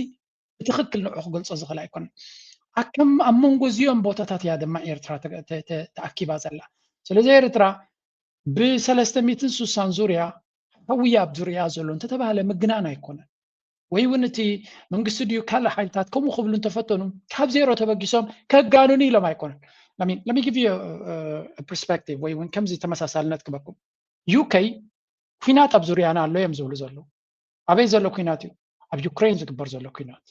بزوريا أنا يزول يمزول جرمن كوينات أبا فينش أنا الله يمزول سويدن كوينات أبا فينش أنا نرويج كم كل ما يربا كوينات أبا فينش أنا يزول يبلو يوكرين تراشة زواجو زلوا بتناتهم analogy بتناتهم تمثال ويون أبنة تتختيلك إيرترا ኣብ መንጎ ሓዊ እያ ዘላ ኣብ መንጎ ሓዊ ናይ ሱዳን ኩናት at any stage ናብ ገለ ክኸይድ ይኽእል እዩ ኣብ ኢትዮጵያ ዘሎ ሓዊ ናብ ኤርትራ ገፁ ክሰግር ይኽእል እዩ ድማ ብየመን ንርኢ ኣለና ባሕሪ ቁሩብ ኪና ባሕሪ እውን ዳሓኒ ንብል ነርና ግን ዳሓን ከም ዘይኮነ ካትር ኣለካ ናብ ዳሓን ገፁ ይኸይድ ዘሎ ይመስል ነይሩ ግን ዳሓን ዝበሃል የለን ኣብዚ እውን ስለዚ እቲ ሃገር ኤርትራ ናይ ሴኪሪቲ ዓቕምናቱ ክሕይል ኣለዎ ክበሃል ከሎ ወይ እውን እቲ መንግስቲ ኣካይዳ ናቱ ሕልፍ ዝበለ ጥንቃቐ ናብ ሴኪሪቲ ዘድሃበ ክገብር ከሎ ዝተጋነነ ኣይኮነን ላይክ ሲሪየስሊ እቲ ሃገርሲ ናይ ናሽናል ሴኪሪቲ ትሬትስ ኣደጋ ናይ ሴኪሪቲ ብኩሉ መንገዲ እዩ ዘለዋ ኩሉ እዚ ኩናት እዚ ትርእይዎ ዘለኹም መን ይዋንኖ እንድሕር ኢልካ ናይ ደገ ሓይልታት እዮም ኣብ ሱዳን ዘሎ ኩናት ዋናታቱ ናይ ደገ ሓይልታት እዮም ኣብ ኢትዮጵያ ዘሎ ውሽጣዊ ፀገሚ ግን ናይ ደገ ኢድካ ኣለዎ ብፍላይ እቲ መንግስቲ ብናይ ደገ ማሕበራት ዝንቀሳቐስ ዘሎ ናይ ደገ ኣጀንዳታት ዝሰርሕ ዘሎ እዩ ኣብ የመን ተኸይድካ ናይ ደገ ሓይልታት ኣድዮም ትቑፀሩ ስለዚ እቲ ናይ ደገ ሓይልታት ኣብ ዙርያና ኣብ ሶማልያ እንድሕር ከይድካ ከምኡ እዚ ከባቢ እዚ ንዓና ጠቕላላ ኤንጋልፍ ገይሩና ዘሎ እቲ ከባቢና እቲ ንሕና ዞባና ኢልና እንዛረበሉ ዘለና ቦታ ብባሕሪ ይኹን ብኻሊእ ይኹን ብኩሉ ሲ ዕረፍቲ ዘይብሉ ቦታ እዩ ክትብል ከለካ እታ ሃገር ሲ ኤርትራ ዝበሃል ሃገር ቀሊል ዘይኮነ ብድሆ እዩ ዘለዎ ስለዚ እቲ መንግስቲ ኩሉ ግዜ ነዚ ሓደጋ እዚ ኣብ ግምት እዩ ዘዋፅኦ መንገዲ ክሃንፅ ወይ እውን ካልእ መንገድታት ክፍትን ናይ ግድን እዩ ሴኪሪቲ ፀገም ኣለኒ ክብል ሓያል ወታደራዊ ዓቕሚ በቲ ዘለዎ ኩነታት ክሕዝ ክፍትን ዓቕሚ ክገብር ሓቂ እዩ ካትብል ግን ዝበዝሐ ኤርትራዊ እንታይ ዝብል እዚ ሓደጋ እዚ ሓድሽ ድዩ ንዞባና እዩ ዝብል ዝበዝሐ ኤርትራዊ ሓደ ዞባኻሲ ንሓዋሩ ከምዚ እንተኮይኑ በዚ ሕጂ ንኸዶ ዘለና ንሓዋሩ ክንከይድ ንኽእል ዶ ወይ ኣታሕቱ ኣነ ናተይ መርገፂ ሕውስውስ እንዲኻ ተብሎ የብሉኒ ምክንያቱ ዝተሓዋወሰ ነገር ስለ ዘለና ጉዳይና ፀሊም ወይ ፃዕዳ ጥራይ ትብሎ ኣይኮነን እቲ መንግስቲ ዝብሎ ናይ ሴኪሪቲ ፀገም ጭቡጥ ዝኾነ ፀገም እዩ ዘለና ጭቡጥ ዝኾነ ምግናን ዘይብሉ ወላ ሸፈጥ ዘይብሉ ሲሪየስ ዝኾነ ናይ ሴኪሪቲ ናይ ፀጥታ ናይ ድሕነት ፀገም ኣለና ንኤርትራ ጥራይ ኮነስ ንሙሉእ ዞባ ዓለም ሙሉእ ዝፈርሃሉ ናይ ሴኪሪቲ ፀገም ኣለዎ ዞባና ቀርኒ ኣፍሪካ ቃልቃል ዝብል ሓዊ ምዃኑ መዛረባ ርእሲ የብሉ ስለዚ እዚ ከም ክውንነት ትወስዶ እቲ መንግስቲ ዝብሎ ናይ ሴኪሪቲ ስጋት ኣለና ክብል ከሎ ሓቂ እዩ ኣለዎ እቲ ሃገር እታ ግምጣል ናታ ግን ከም ኤርትራውያን ንብሎ ኦኬ ቀርኒ ኣፍሪካ ዝሓለፈ 50 ዓመት እዚ እቲ ዕጫ ናቱ እዚ እቲ በቃ ብፅሒትና እዩ እዚ ከምዚ እቲ ዞባና ንሕና ክንቅይሮ ይንኽእል ኢና ኤርትራ ክትቅይሮ ይትኽእልና ብፍፁም ክትቅይሮ ይትኽእልና ንዑ ኢላ ድማ መስዋዕታት ከፍላ ይትኽእልና ሕጂ እንታይ እዩ if this is the fact እቲ ኩነታት ከምዚ እንድሕር ኮይኑ ኤርትራ እንታይ ክትገብር ዘለዋ በዚ ዝነበረቶ ክትቅፅል ኣለዋ ዶ ዝብሉ ሰባት ኣለዉ ክንቅፅል ኣለና ነኺስና ኢና ክንወፆ ይብሉ ነኺስና ክንወፆ እኮ ናትና ፀገም ተኮይኑ ጥራይ እኮ እዚ ናትና ፀገም ኣይኮነን ናይቲ ከባቢ ፀገም እዩ ስለዚ ኤርትራ ኩሉ ምዕባለ ናታ በዚ ሕጂ ትኸዶ ዘላ መንገዲ እንተኸይዳ ክትጉዳእ እያ ዝብሉ ኤርትራውያን ኣለዋ ኣነ እውን ኩሞም እየ እቲ ናይ ድሕነት ሕቶና ከም ዘለዎ ናሃለወ ገለ ኣንፈት ናትና ኣብ ቁልጡፍ ዝኾነ ናብ ምዕባለ ዘተኮረ ኣካይዳ ክንከይድ ኣለና ፀጋታታ ናይ ውሽጥን ናይ ደገን ብዝለዓለ ደረጃ ክትጥቀመሉ ክትክእል ኣለዋ ቢካዝ እዚ ዞባ እዚ ኣብ ዝመፅእ ዘሎ 10 ዓመት ክቕየር እዩ ክብል ኣይክእልን እያ ናይ ሱዳን ጉዳይ ቀልጢፉ ክውዳእ እዩ ዝብል ሰብ I don't think so ነቲ ኩነታት ዝርዮ ዘሎ ሱዳን ሰራዊት ሱዳን ይኸይድ ኣሎ ዝውዳእ ኩነት ኣይኮነን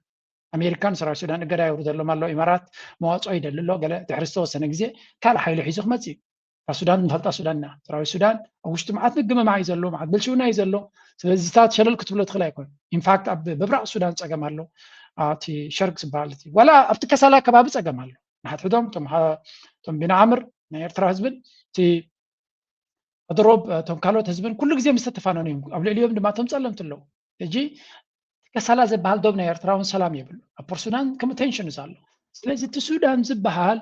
ኣብ ሓደ ግዜ ክፍታሕ ዝኽእል ሽግር ዘሎ ኣይኮነ ናይ ኢትዮጵያ that's another story I mean that is another story እቲ ገለ ማለት ናይ ኢትዮጵያ is ንሱ እቲ ክፍታሕ ዘይክእል ግድል ስለ ዝኾነ ሕጂ ናብኡ ክሰግር እንደ ክንሪኦ ኢና የመን ድማ ትሪእዎ ኣለዎም ሶማል ትሪእዎ ኣለዎም ስለዚ ኣብ ከባቢና ዘሎ ፀገም ከም ርዱእ ጌርኩም ሰዶ ነቲ ኩሉ ግዜ ብዛዕባ ኤርትራ ክትዛረብ ከለካ ኣብዚ ቻነል ዘለኹም እንታይ ኢና ክንብል ዘለና ፀገም ናይ ኤርትራ ትረዳእ ካብቲ ፀገም ናይ ኤርትራ ተበገስ ኤርትራ እንታይ ፀገም ኣለዋ ብጭቡጥ ተረዳዕዮ እሞ ድሕሪኡ ነቲ ፀገም ቤን ክንፈትሖ ንኽእል በል ሕጂ ናይ የመን ርኢና ኣለና ናይ ሱዳን ካኸሪአኩም ስለ ዝኾንከ ድሕሪኡ ኣብ ናይ ኢትዮጵያ ዘይውዳእ ኣርእሲ ስለ ዝኾነ ናብ ከይኣተና ከለና ኣቐፅል ኣብዚ UN is warning of a risk of a massacre imminently. It is in the city of El Obeid. 500,000 people effectively trapped inside a city. The rebel fighters of the Rapid Support Force, of the RSF, are laying siege to the north, the south, the west, and the corridor to Levi, the east, becoming more difficult for humanitarian convoys to get to. And the UN Rights Chief, Volker Turk, said this moment should be treated as, quote, a red alert of an unfolding catastrophe that the phones of world leaders, he said, should be running hot. My office assessed that at least 6,000 people were killed in the span of just 3 days when the RSF captured Al-Fasher. We found the RSF and allied militia committed war crimes and crimes against humanity, including mass killings, summary executions. ሕጂ እዚ ቀደም ዝተገበረ እዩ ኣብ ሱዳን ኣብቲ አልዑበይድ ዝበሃል ዳዕመ ሰሪዕ ክመፅእ ከም ዝኽእልን ሓደገኛ ዝኾነ ስጉምቲ ክገብር ከም ዝኽእልን ቅድሚ ሕጂ ዝገበሮ ስለ ዝኾነ ድሮ ነቲ ዝሓዞ ዕድታት ሓደጋ ከውርድ ስለ ዝጅምር ዘሎ ህዝቢ ገሊዩ ናብ ጫድ ገሊዩ ናብ ውሽጢ ሱዳን በብዝኽእሎ ይሃድም ከም ዘሎ እዩ ዝንገር ዘሎ and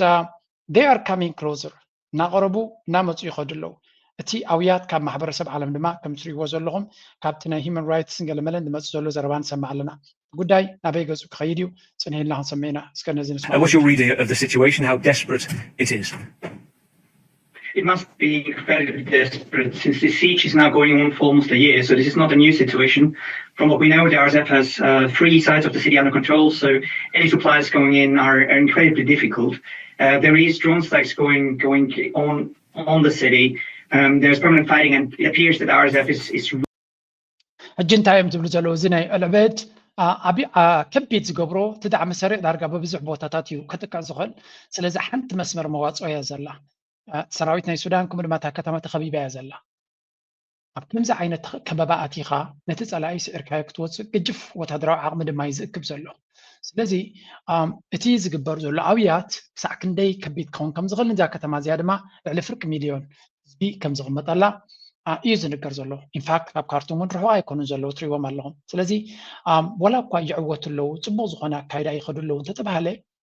it's not as simple as that ቀሊል ነገር ከም ዘይኮነ ግን ምግንዛብ ከድሊ እዩ እቲ ዳዕመ ሰሪዕ ድሮ ሓገዛት ከምቲ ዝድለ ይመፁ ከም ዘየሎ ገለመለ ስለ ዘሎ እዩ ሰራዊት ሱዳን ድማ ፅቡቅ ለውጢ የምፅእ ስለ ዘሎ እንታይ ገብሩ ጀሚሮም ኣለዉ እግሩ ከኣስርዎ እገዳ ከውርድሉ ኣፅዋር ከም ዘይገዝእ ቦምባታት ከም ዘይገዝእ እገዳ ኣሜሪካ ኣውሪዳትሉላ ብናይ ብትሕቲ መጋረጃ ዝግበር ዘሎ ሎቢ ዓቕሚ ናይ ኢማራት ማለት እዩ ስለዚ እዚ ጉዳይ እዚ ክሳዕ ክንደይ ከቢድ ከም ዝኾነን ሱዳን ድማ ኣብ ኣገዳሲ ደረጃ ከም ዘላን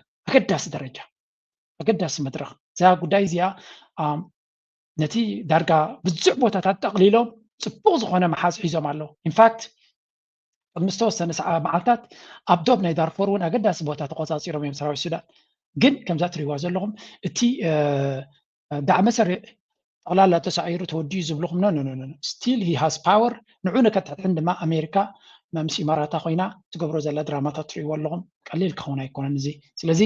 let's continue a little bit ከተሓሓዘልኩም ስለ ዝኾነ really committed despite all international calls to take this city. It's strategically important. But on the other hand, this means desperate situations for the people in the city. Though I have to say, I don't know how many people are really left. We know from Al-Fasher that quite a lot of people have left before the last bit of fighting that really happened. But we don't have exact numbers. But for those still in the city, it must be a horror. So we don't know if there are still 500,000 people there. That's people may have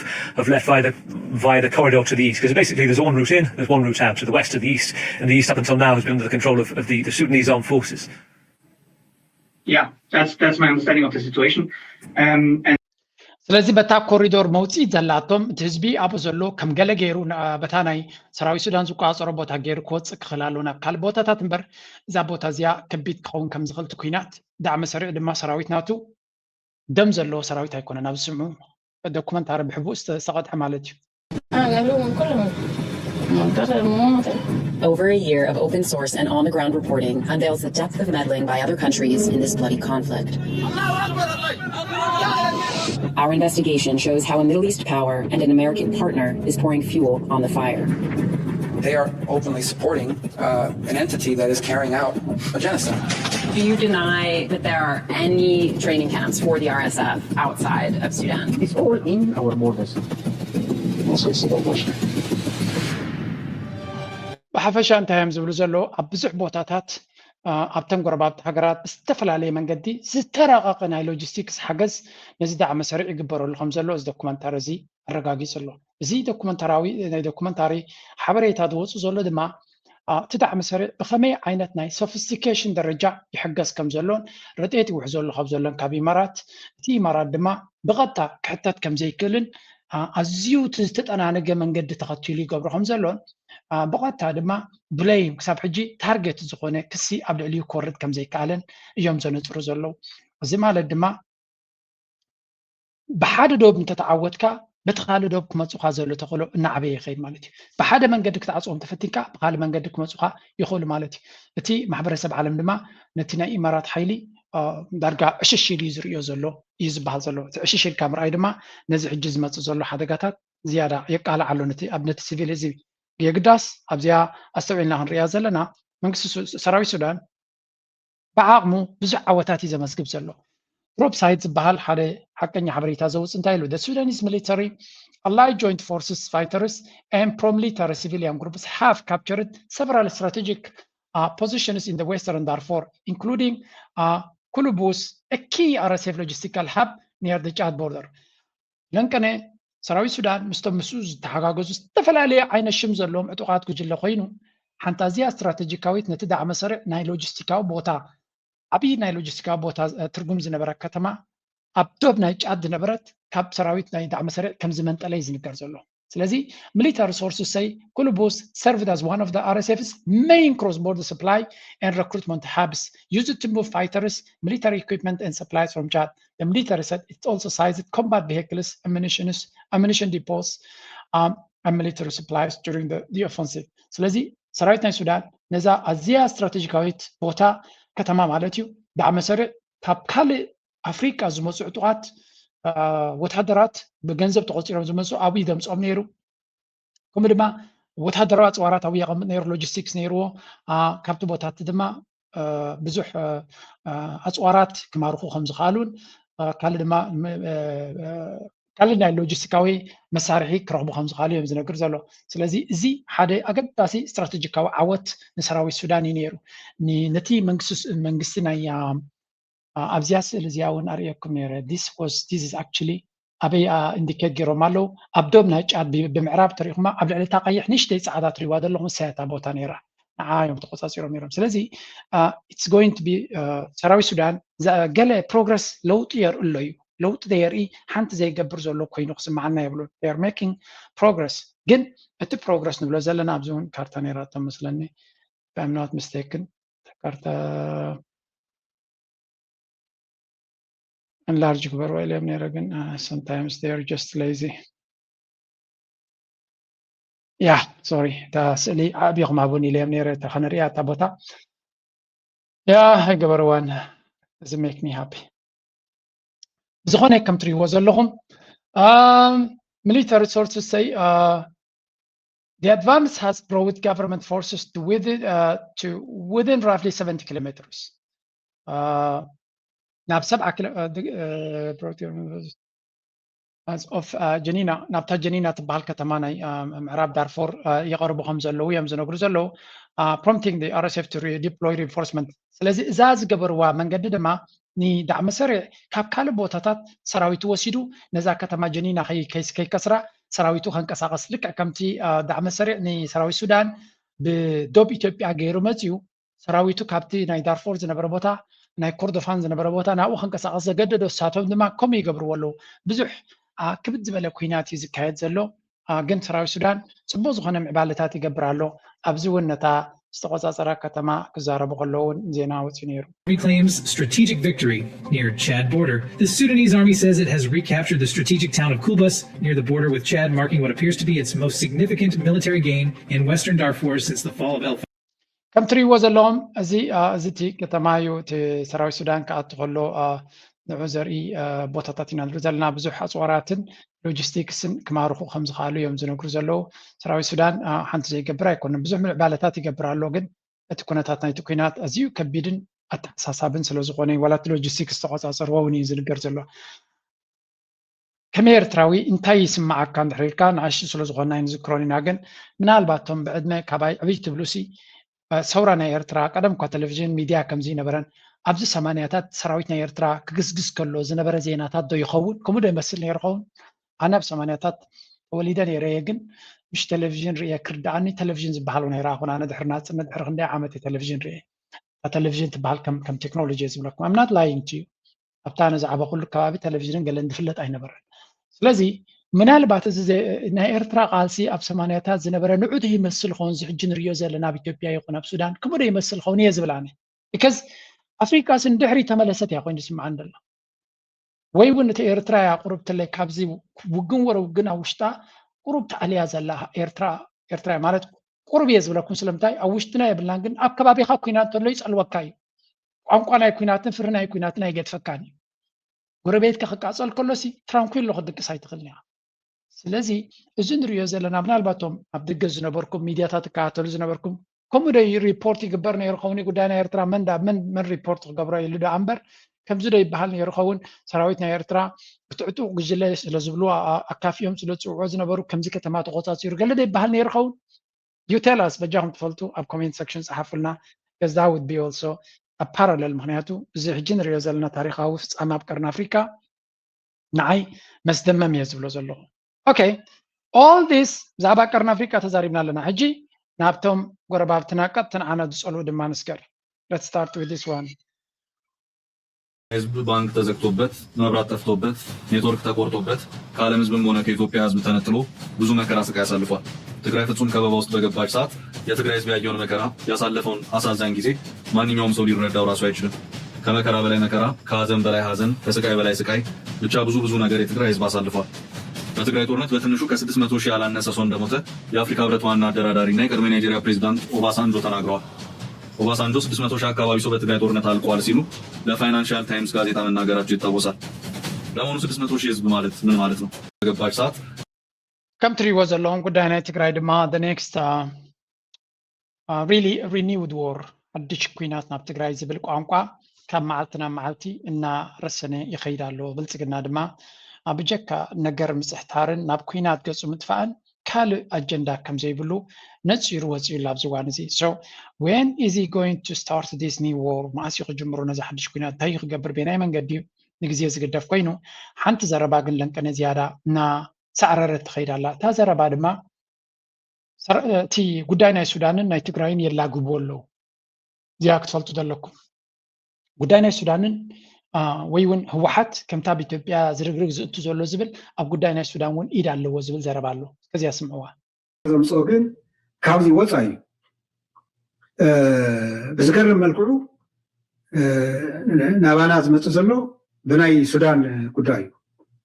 ኣብ ሱዳን ዘሎ ናይ ሓይሊ ኣፈላልፋ ብጣዕሚ ሓያል እዩ። ነቲ ከባቢና እውን መሰረታዊ ዝኾነ መልክዕ ዝቕይርን ዝፀልውን እዩ። ፈቲና ወይ ፀሊና ዝመፀ ነገር ኣይኮነን፣ ጊቨን እዩ። እዛ እስራኤል ትበሃል ዓዲ ኣነ እውን 4 ዓመት ኣብ ኣገልጊለ ብዙሕ ነገር ይፈልጥ እየ። ንሳቶም ድሕሪ ናይ ተኣኻትሎ ናይ ጋዛ ኩናት እቶ ኣብ ጋዛ ዝተወቅዐ ሓይሊ ሂወት ክዝርእ ዝኽእል ኣብ ሱዳን እዩ፣ ኣብኡ ስርና ሰደደ እዩ ሱርና ሰደደ እዩ ዝብል ከንሰም ኣለዎ። ምስ ሱዳን ጀሚሮሞ ዝነበሩ ምክርራብ መዓለኹም ዩኤን ካልኦት ዲፕሎማቲክ ርክባት ኢሎም ዝመላለሱ ዝነበሩ ድሕሪኡ ምስ ዩናይትድ ኣረብ ኤሚሬት ኮይኖም ንኣርኤስኤፍ ክድግፉ ዝወሰኑሉ ቀንዲ ምክንያት ናይ ሱዳን መንግስቲ ናይ አልቡርሃን እንካብ ጋዛ ዝነቐልናዮ ኣብኡ ክተክል እዩ፣ ናይ ቢንላደን ናይ አልቃይዳ ታሪክ እውን ኣለዎ ኢሎም ብኣይነ ቁራኛ እዮም ዝሪእዎ ዘለዉ ሱዳን። እዚ ቻንስ ክወስዶ ይደልዩ ኣላታን ይብላን ናይ አርኤስኤፍ ምድጋፍ እዩ። ናይ አርኤስኤፍ ንክደግፍ ተኮንካ ከዓ ክተጠናክሮ ዝግበአካ ኣብይ ኣሕመድ እዩ። ንኣብይ ኣሕመድ ተጠናክሮ እንተኮንካ ከዓ ንኣብይ ኣሕመድ ምናልባት ቅድሚ ፋኖን ብካልኦትን እንተጀሚሩ ክነቕሎ ይኽእል ኢሎም ዝግደምደምዎ ትድየፍ እዩ። ስለዚ እቲ ነገር ኣቕሊልካ ምርኣይ ኣይየድልን ማለት እቲ ገለ ከምዚ ስለ ዝበለ ትድየፍ ከምዚ ስለ ዝገበረ ምናልባት እውን እና ኣነ ብዘለኒ ርድኢት እተባ ትግራይ ዝግበር ዘሎ ማዕቀብ እቶም ስቴት ዲፓርትመንትን ዋይት ሃውስን ሒዘሞ ዝነበሩ ኣጀንዳ ብምንታይ መልክዑ እዩ ንኣብይ ፕሮቴክት ክንገብሮ ንኽእል ብምንታይ መልክዑ ኮይና ንኣርኤስኤፍ ክስዕር ንኽእል ዝብል ብዝመፀ እንተመፀ ብእስራኤል እየኽእሎም ንኣሜሪካ እቶም ናይ እስራኤል ሎቢ ከዓ ብጣዕሚ ሓያላት እዮም ከምዚ ዓይነት ፅዕምቶ እንተገበርና እሞ እቲ ሰብኣይ ሰርቫይቭ እንተገበረ እዩ ያው እዚ ክብል ከለኹ ካልኦት ነገራት ሓሳቢ ኣይገበሩን ማለት ኣይኮነን እቲ ቀንዲ እንታይ እዩ ናይ ካብ ትግራይ ዝደልይዎ ናይ ኣሜሪካ ኢንትረስት ትግራይ ተማልእን ኢሎም ኣይኮኑን ባይ ዘ ወይ ምናልባት እቲ ናቶም ዓይኒ ናይ እስራኤል ኢንትረስት ግን ናይ ግብፂ ኢንተረስት ግን ትግራይ ይመላእ ንኸውን ኣብ ህዳሴ ግድብ ኣይደራደሩን ኢሎም ይኮኑ በቲ ናይ ቀደም ትራክ ሬከርድ እዮም ዝኸድዎ ዘለዉ ስለዚ ኣነ ካብ ዘናይ ሕዚ እኒሄ ማዕቀብ ብሓደ ገፅ ከምቲ ዓንቶ ዘቐመጥካዮ ፖለቲካ ትሕዝቶ ኣለዎ ስብልካ ዲስሚስ ዝግበር ነገር ኣይኮነን ካልኣይ ግን ካብ ልክዑ ንላዕለ እውን ዘይምውሳድ ኣነ ብጣዕሚ እዩ ዝገርመኒ ከምዚ ቀደም ኣብ ዩናይትድ ኔሽንስ ሓደ ናይ ሃርቨርድ ዩኒቨርሲቲ ፕሮፌሰር ንስቴት ዲፓርትመንት ዘማኽር ነይሩ ዓመት ጠቅላላ ጉባኤ እናመፀ ኣሰምብሊ ዘማኽሮም እና 2-3 ግዜ ምስ መፀ ዝኾነ ኣጋጣሚ ተፋሊጥና ፈታዊ ኮይኑ ኣሜሪካ ንኢራቅ ክትወርር ከላ ኣነ ንሱ ነፍቲ ዝሓለፈ ሪዞሉሽን ኮፍ ኢልና ንሪኦ ነርና ኮሎን ፓወል ዝበሃል ብጣዕሚ ዝተኸበረ ናይ ኣሜሪካ ፎረስታር ጀነራል ይመስለኒ ዳሕራይ ሴክሬታሪ ኦፍ ስቴት ዝኾነ ብሲኣይኤ ፋብሪኬት ተገበረ ብማፕ ብስላይድ እናተደገፈ ናይ ኢራቅ ኒውክሌር ቦምብን ባዮሎጂካል ዌፐንን ዘርኢ ኣብ ሴኩሪቲ ካውንስል ውሳኔ ክሓልፍ ኣነ ው ነይረ ብሓቂ እውን ኩልና ኣሚንና ኣሎ ኣሜሪካስ ከምዚ ገይሮም ሕሱ ኣሜሪካ ይተኣምን ናብ ጦርነት ተኸይዱ ኢራቅ ከም ዘይነበረት ገይሮማ ሰብኣይ እውን ቀፊ ኢሎሞ ተሓኒቑ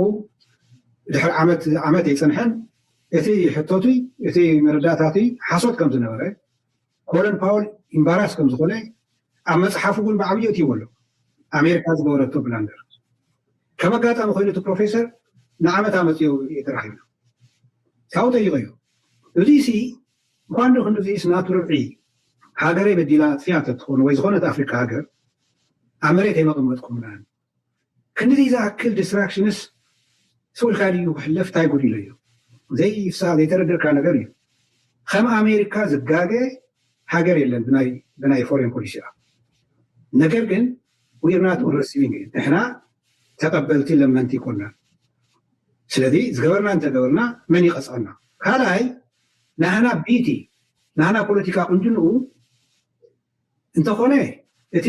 ፕሬዚደንት እቲ ኣድሚኒስትሬሽን ኣብ ስልጣን እናሃለወ ዝተጋገዩ ገይጋ ተጋጊና ኢና ይብል እንተነውሐ ከዓ ተቐፂሉ ዝመፅእ ኣሎ ፕሬዚደንትን ኣድሚኒስትሬሽንን እቲ ብቅድመይ ዝነበረ ኣድሚኒስትሬሽን ገበን ወንጀል ፈፂሙ ሓሲ ኢሉ ንኣሜሪካ ህዝቢ ይእምን ንስኻትኩም ግን ክተጋገዩ ከለኹም ክሳዕ ሕልፈት ዓመትኩም ሒዝኩም መስሉ ትኸዱ እዩ ተፈላለዩ ኣነ እንታይ ክብለካ ኢለ ኣሜሪካ ሲ ኣይጋገዩን ተጋገዮም ከዓ ኣይእርሙን ዝበሃል ነገር ኣብ ናተይ ናይ ፖለቲካ ህይወት ዝረኣኽዎ ስለ ዝኾነ ተቐባልነት ይብሉ ሕዚ እውን ኣሜሪካ ዲስካሽን ጀሚሮም ኣለዉ ንሕቡራት መንግስታት ኮንሳልትን ክገብርዎም ክልተ ነገር ኣዕዮም ኣለዎም ሓደ ብምንታይ መልክዕ ኢኹም ቲፒኤልኤፍ ናብ ድርድር መድረክ ክተምፅዎ ቲፒኤልኤፍ ከምቲ ንፈልጦ ከምቲ ንስኻትኩም ትብልኩምና ህልኸኛ እዩ ኣሮጋንት እዩ መለስ እውን ቆሚ ዝበሃል ነይሩ ስለዚ ኣብ ክሳዶም ፋስ ጌርኩም ድዮም ናብ ኔጎሽሽን ክመፁ ወይስ ቅድሚ እዚ ምግባር ኩሉ ቀደም ዘቐረብኩምሎም ነገር ኣሎ እዩ ስለዚ ንሕና ክሳብ ሕዚ ካብቲ ፀንሐና ጦርነት ከይጅመር ክልቲኹም ተረጋግኡ ምባል ካብኡ ሓሊፍና ዝበፅሓናዮ የለን ኢሎሞም ኣለዉ ኣብ ውሽጢ ስቴት ዲፓርትመንት እውን ከም ኩሉ ሻዕ እኒሄ ዝርርብ እዚ ሰሚዖ ምስ ብሊንክን እዮም ክገብሩ በቲ ናይ ትግራይ መንግስቲ ዝወፁ ስርዓት ዘለዎም መግለፂታት ባይዘወይ እቶም ዝወፁ ክሳብ ሕዚ መግለፂታት ብጣዕሚ ዝተማሉ እዮም ኣነ ካብኣቶም ላዕሊ ይፈለጥ እየ ማለት ይኩንኩን ግን በዚ ኮንካን ክትሪኦስ ጌጋውን ክፍፀም ስለ ዝኽእል ኩለን ዝተዋህባ መግለፂ ኣፕሮፕሬት እየን ነገር ግን ናይ ህልውና ጉዳይ ስለ ዝኾነ እንህበኩም ኮምፕሮማይስ እንታይ እዩ ዝብል እዩ ትሕቶ ካብ ህልውና ንላዕሊ ስታይ ኢኹም ክትገብሩና ካብ ምንባርን ዘይምንባርን ኣሜሪካ እውን ዲክለር ውዒሎም ዲክለር ተሓደሩ ካብ ህልውና ንላዕሊ ዝመፅእ ፀገም ስለ ዘየለ ብመጠኑ እንተዝረአ ኣምባሳደር ፍስሓ ኣስገዶም ዝብሎ ዘሎ ዘረባ ኣንዊሕ ደስማዓኩም ዘለኹ ኣዝዩ ኣገዳሲ ታሪኻዊ ፐርስፔክቲቭ ስለ ዝኾነ እዩ ስለዚ ጉዳይ ናይ ሱዳን ጉዳይ ናይ እስራኤል ኢማራት ኣብይ ኣሕመድ ኤርትራ ይትንክፍን እያ ኣብዚ ባት ኣብቲ ኢኩዌዥን ብምሉእ ኤርትራ ኣላ ኣሜሪካ ንኤርትራ እንታይ ክገብሩ ይሓስቡ ኣለዉ ኤርትራ ምስ ትግራይ ፅምዶ ገይራ ከም ዘላ ዓለም ሙሉ ዝፈልጦ ምስጢር እዩ ስለዚ እቲ ኤርትራ ኣሜሪካ ምስ ኤርትራ ክትዘራረቦ ትፍትን ዘላ ገለገለ ከም ዝብልዎ ንኤርትራ ንምሽካዕ እዩ ኤርትራ ካብቲ ፀወታ ናይ ኢትዮጵያ ክእለ ይብሎም ንኣቢ ከትሑኑ ይደልዩ ስለ ዘለው ምስ ኤርትራ ሰላም ንገብር ኣለና ሰላም ይምሳኹም ደዋፅኣና እናበሉ ግን ንግዚኡ ግዜ ንኣቢ ክገዝኡሉ እሞ ኣቢ ክረጋግዓሉ ዝኽእል መንገዲ ንምፍጣር እዩ እዚኣ ሓዙለይ ከተሓሓዘልኩም ስለ ዝኾንኩ ኣብዚኣ ምስታ ካልአይቲ ክፋል ናይ ኣቢ ንምድሓን ኣብ ኣምሓራ ትግበር ዘላ ተሓሓዝዋ ገደብ ሰጥተው ጥቃት ለመሰንዘር ሰራዊቱን አሰማርቷል አገዛዙ። እስቲ ምን ላይ ነው ያለው? የሰኔ 30ው ቀነ ገደብ እየተቀለበሰ እንዳለ እንሰማለን። እስቲ ወቅታዊ ሁኔታው ምን ይመስላል? እንግዲህ የአብይ አህመድ ሰራዊት በተለይ በየጊዜው እስከ ሰኔ 30 እስከ ሐምሌ 30 እስከ ጥር 30 የሚል እያቀደ በፋኖ ላይ ኦፕሬሽን ሰራለው በማለት በርካታ የውጭ መሳሪያዎችን ጭምር በገፍ እየገዛ እየተበደረ ሀገሪቱን በብድር እያስያዘ በህዝብ ላይ ከፍተኛ የሆነ የድሮን የጀት ሕጂ ኣብዚያ ከተስተብህሉላ ዘለኩም እዚኣ መራዩ ላይ እዛ ካርታ እዚኣ ራይዋ እንታይ ይገብር መሲሉ ክግበር ይፍተን ኣሎ መሲልኩም ኣብዚ ኢትስ አ ቨሪ ዴንጀረስ ጌም ሓደገኛ ጌም እዩ ትፅወት ዘሎ እንታይ እዩ እቲ ጌም እቲ ዝፅወት ዘሎ ዝበሃል ዘሎ ጌም ካበይ ዝብገስ እዩ እንታይ እዩ እቲ ጌም ድሕሪ ኢልካ ድማ ቤን ጌርካ ትሪኦ መሲልኩም መጀመርያ ኣብይ ኣሕመድ ካብ ስልጣን ምስ ተመረፀ ዝተበገሰ ጌም እዩ እዚ ሕጂ እንታይ ገይሮም ቅድሚ ምምራፁ ኣሜሪካ ምስ ኤርትራ ፅቡቅ ዝምድና ክትፈጥር ትፍትናላ ኣብ መዓልቲ ናፅነትና ድማ ስቴት ዲፓርትመንት ናይ ኣሜሪካ ማርኮ ሩቢዮ ሓድሽ ምዕራፍ ምስ ኤርትራ ክንጅምር ኢና ሓበራዊ ምትእስሳር ክልተና ተኸባቢርና ንሓበራዊ ረብሓ ሰላምን ርግኣትን ናይቲ ዞባ ክንሰርሕ ኢና ብምባል ፅሒፉ እዚ ማለት እገዳ ከምዘይቅፅል ብምግባር ምስ ኤርትራ ሓድሽ ምዕራፍ ንጅምር ኣለና ኤርትራ ድማ ናብቲ ዞባዊ ሰላምን ርግኣትን ከተተኩር ኣለዋ ዝብል ሓውሲ ጠለብ ዓይነት ንቀይሕ ባሕሪ ድማ ብዝያዳ ንዑ ንምርግጋዕ ክንከይድ ኢና ኢሎም ናው ኤርትራ ካብታ ሰዓት እትያ ጀሚራ ንፅምዶ ካብ ኤርትራ ኣልያቶ ክብለኩም ከለኹ ኣብ ሱዳን እዩ ዝግበር ዘሎ ወይ እውን ኣብ ካሊእ ዝግበር ዘሎ ስለዚ ኤርትራ ስትራቴጂካሊ ነቲ ነገርቲ ሓውሲ ማኒቨር ተፃዊታትሉላ ማለት እዩ ዝኾነ ይኹን ምስ ኣሜሪካ ዘለዋ ዝምድና ይኹን ንካሊእ ክፀሉ ብዘይክእል መንገዲ ኣልያቶ ኣላ ስለዚ ናይ ኤርትራ ደስዋይ ኣብቲ ዘረባ ናቶም ዘይእትዋ ዘሎ ሓደ በት ንኤርትራ ኣብ ግምት ዘእተወ እዚ ምንቅስቃሳት እዚ ድሕሪኡ ኣብይ ኣሕመድ ኣብ ጉዳይ ናይ ሱዳን ዝምልከት ሰራዊት ሱዳን ይግዝግዝ ከም ዘሎ ይርእይዎ ኣለዉ ስለዚ ሰራዊት ናይ ሱዳን ንዳዕመ ሰሪዕ ንኸይድምስሶ እንታይ ክግበር ይኽእል እስራኤል ኢማራት ወዲያ እያ ኩሉ ዝገበርኮ ወዲየ እስራኤል ንስ ክግበር እዩ ኮይኑ ዘሎ ስለዚ እስራኤልን ኢማራትን ኮይኖም እንታይ ኢሎም ኣለዉ ሰራዊት ሱዳን ክእሰር ክኽእል ኣሎ ሰራዊት ሱዳን እገዳን እፅዋን ሕማቕ ሽምን ናብ ልዕሊ ክወርድ ክኽእል ኣለዎ ዝብል ዘረባ ይመፅእ ማለት እዩ ናው ኣተሓዝወት ነገራት እናተሓዝካ ክትከይድ ኣለካ ስለዚ ንናይ ሱዳን ጉዳይ ክትገብር ትኮንካ ኣብይ ኣሕመድ ኣብ ሱዳን ከበርክተልካ እንተደሊኻ ንባዕሉ ኣብ ስልጣን ክህሉ ክኽእል ኣሎ ኣብይ ኣሕመድ ኣብ ስልጣን ክህሉ ተኮይኑ ክልተ ነገራት ተገይረን ኣለዋ ንህወሓት ናይ እገዳ ምፍርራህን ቀፃሊ ናብ ህወሓት ዘተኮር ዘረባ ብምግባር ህወሓት ዝኾነ ምንቅስቃስ ክገብር ከም ዘይክል ከተፈራርሆ ትክእል ኣለካ ኣት ደ ሴም ታይም ኣብይ ኣሕመድ ንፋኖ ንኸጥፍእ ሰፊሕ ኩናት የካይድ ኣሎ ትሪእዎ ኣሎም ትገይም ፅምዶ ናብ ዝለዓለ ደረጃ ክኸይድ ከም ዝኽእል ስለ ዝርእይዎ ዘለዉ እንታይ ክትገብር ኣለካ ብሬክደም መቃቕሎ ንሱዳን በይኑ ኣብ እገዳ ገለመለ ዝብል ጌርካ ንበይኑ ካልእ ምንቅስቃሳት ከምዘይገብር ጌርካ ኮንቴይን ግበሮ እኽኢሉ ኣብቲ ዳዕመ ሰሪዕ ጥራይ ከተኩር ካብኡ ግን ዝኾነ ክገብር ከም ዘይክእል ንኣምሓራ ከቢድ ኩናት ነቲ ዝነበረ ብኩናት ክስዕሮ ፈትን ኣይከኣልኒ ዘሎ ኣቢይ ዝሰዓር ዘላዊ ሕጂ እውን ንትግራይ ፅምዶ ገይሩ ምስቲ ሓጓፍ ተፈጢሩ ዘሎ ስጉምቲ ንኸይገብር እንታይ ትገብር ኣለካ እገዳ ምፍርራህን ጌርካ ከምዚ ሓደሽተ መንስያት ትገፍፍ ኣሎ ፕሪቶሪያ ሰይርዎ ዞባ የበላሽሎ ኣክቲቪዝም ግበር ነውፅእ ፍጠረሉ حدش كينات كم زي فتر دما كم زي أورجنايز كم زي كونجيركا أفرار هايو كل تبلان دما نأبي سلطان نموحاس تقبر زولا جيم this is the game so this game كم يجركا دلكيتش أطلع تصبونا جرجن أمريكا يجاجيدو 1000 times شعك زيهم زجاجيدو راين تايو جيجان أمريكا هيكبروا حجر من بومبات نيوكلير دكتور لك أو سوري تجاجيه يكبروا هاقولي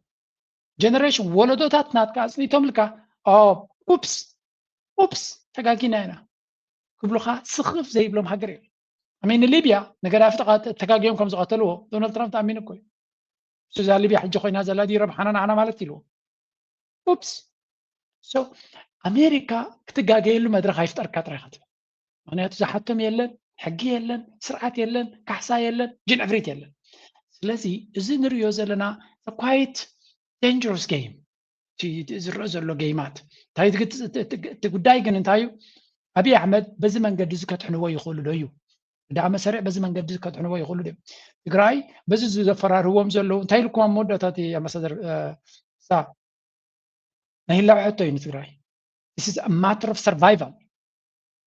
أب نهي الله حتى أنت بس حزبي الجداخة ولا جن عفريت كذا قد سو ما يكون this is a matter of life and death نهي وتن نهي الله ونده الله ون حتى ندحرق إنه هو حد بزت بلو زل خمن جديد تطوق تبلو ما يتخلني خاص لذي بزح من قصاصاتنا هو حد يرلو تبلت قلنا ما أب every move هو حد كخصص يزوع الزول كل تغريكم يا كابو معبالة تسمي ألو أبزوا معراب تقرأي ولدات سجليك أبي عبد السلام فولي بوتا عبد كبرت أبنو قطعات فانون مليش عبد السنان بستخير وقم عبد خلابي تناوي صوحي ويبل اتزوس زينام زكونات تسعبوا لما عبد العلين الدحي تلفون الصحات نبرتين حزبي نورامن قفعتات نفسهم كمزلهم كابتو بوتا زبزحن حبري تايرد كتبل تقرأي فوليكس سبزي بالعام زكونات زول لعب التي شان حمويشتن سنة كدشان عصر شمندن مليش عبد السنان نابت فانو حيدو مزنو زتري ومزلهم دماكال نبلت قلنا كادرتات دوت وزلو يوم سراويتنا TDF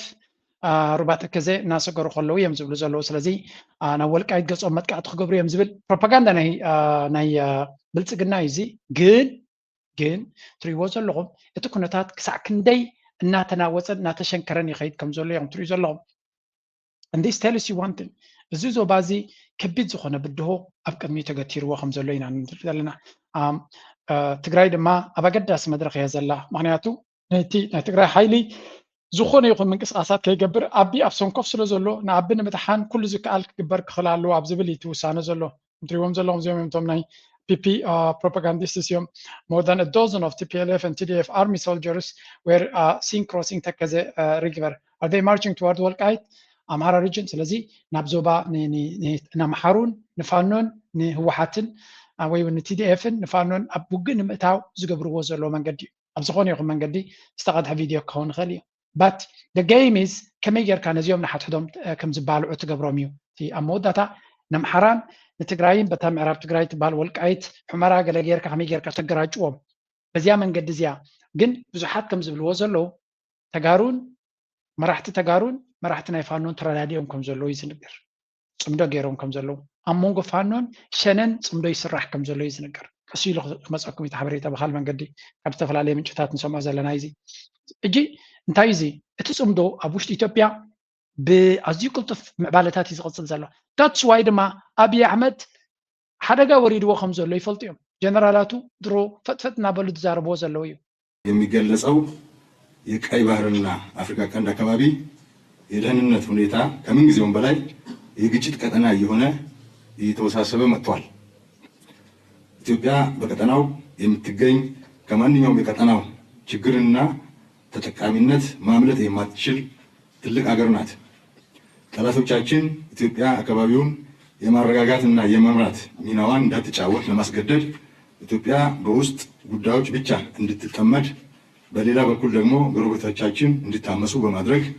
ለውስጣዊ ደህንነታችን ዋና ጫና ለመፍጠር የሚችሉ ሴራዎችን እያሴሩ ሴራውን ወደ ግጭት እየቀየሩ አበክረው እየሰሩ ይስተዋላሉ። ኢትዮጵያን ከባህር ዳርቻ ለማስወጣት የተጠቀሙበት ዘለግ ያለ ከውድመት በስተቀር ከም ትሪእዎ ዘለኹም ናይ ዓቢ ምርኮኛ ጀነራል ወይ ፊልድ ማርሻል ብርሃኑ ጁላ እዩ ዝነግር ዘሎ እቲ ኩነታት ናይ ዞባ ኣዝዩ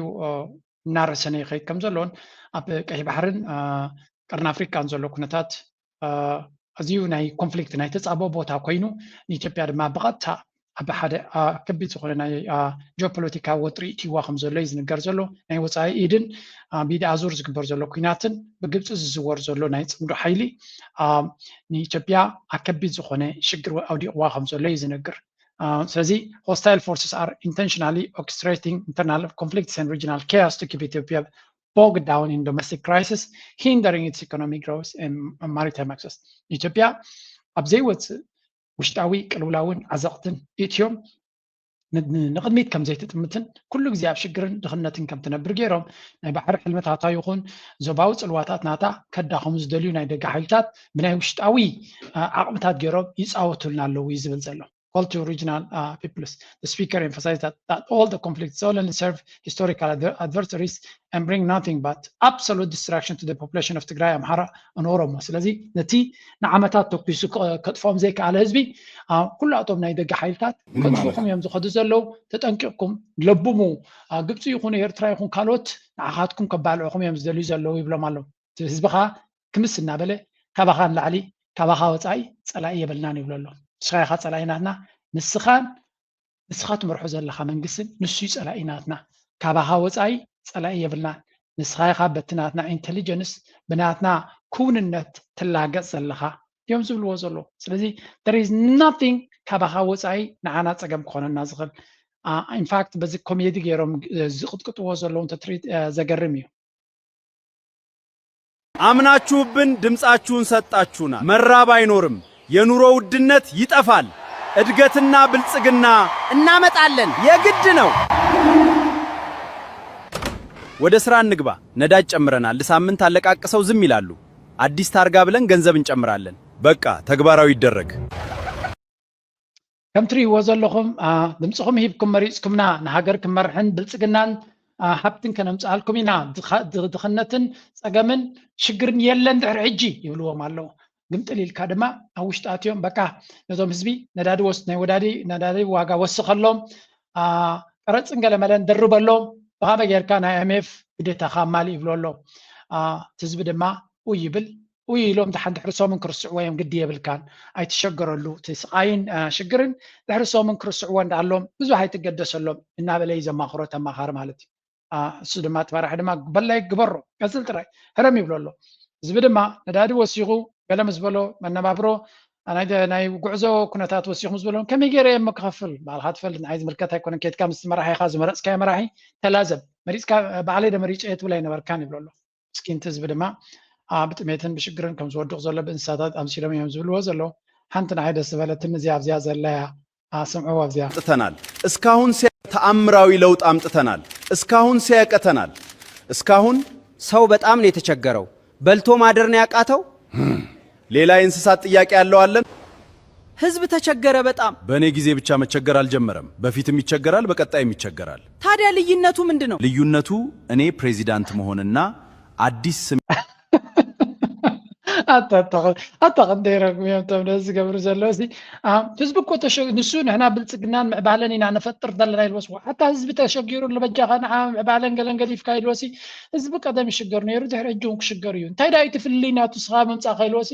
ኣነ ፕሬዚደንት ኮይነ ግዝያዊ ኣጀንዳይ ንዓይኒ ዝመስሉን ፅቡቅ ገይሮም ዝነብሩሉ ደማሙን ኣብ ኣንበሳ ዝቕየሩሉ ግዜ ክፈጥር ስለዚ ናትኩም ጉዳይ ንዓኻትኩም እዩ ዝምልከት ሻሕ ጥራይ በሉ እዩ ዝብሎም ናይ ብሓቂ እታ ድራማ ኣዝያ ኣገራሚት ኮሜዲ ገይሮም እዮም ሰሪሖሞ በት at the end of the day this is the reality ናይ ብልፅግና ምዕባልን ቴክኖሎጂን ነዚ ንኣብነት ረይዎ ነዚ ሪዞርትታትን ሆቴላትን ዝሰርሖ ዘሎሲ ንመን ኢኻ ትሰርሖ ክብለ እዩ ብዙ ገንዘብ የሚጠይቅ ይመስላል ግን ለማን ነው የሚሰራው ለማን ነው የሚሰራው ለኛ ነው የምንሰራው የህክምና ወጪዎችስ መቻል አልቻልኩ ከም ትሪእዎ ዘለኹም እቲ ህዝቢ መነባብሮ ናይ ሕክምና ናይ ትምህርቲ ናይ መጓዓዝያ ናይ መግቢ ኩሉ ከቢርና እቲ መንግስቲ ዝገብሮ ዘሎ ፕሮጀክትስ ግን ብሙሉእ ንፋንታዚ ንካልኦት ቱሪስትስ ገንዘብ ዘለዎም ዶላር ዘለዎም ክሰኣልሉ ዝኽእሉ ንኢንስታግራም ፖስት ክገብርሉ ዝኽእሉ ኩሉ ይገብር ኣሎ እቲ ፀገም ነቲ ገንዘብ ካብኡ ረኺብካ እንተወሓደ ነቲ ህዝቢ ገለ መፍትሒ እንተትገብረሉ እዮም ዝብሉ ዘለዎ ግን ሄይ who cares ብዛዕባ ድኻ ዝጭነቕ ብልፅግና ኣይኮነን ዘሎ ንሱ حدا إثيوبياون تزاريبون يرو دخلنتن قالن نزنا عبي أمنت ومست أمنته ونزخيد يكونن يزبلو he just doesn't care تزبي دخاديو ولا قال بزح زقد شيء يكونن يزبل ከዛስ በትዕግስት የሚመለከተው ለምሳሌ ሰሞኑን እንዳልኩ ወደ አርባ ምንጭ አካባቢ በሄደበት ጊዜ እዛ አካባቢ ከፍተኛ ችግር አለ። ዘይሴዎች በመንግስት ኃይሎች ናቸው እየተገደሉ ያሉት። ቀደም ሲል መላ ተወላጆች ተነሳ ነው ያለው እኮ የማሰብና ያንን ይሄን ኢትዮጵያ ውስጥ ያለው መከራ ሃይማኖታዊ ትርጓሜ መስጠት ነገር ከብዙ ንግግሮች ውስጥ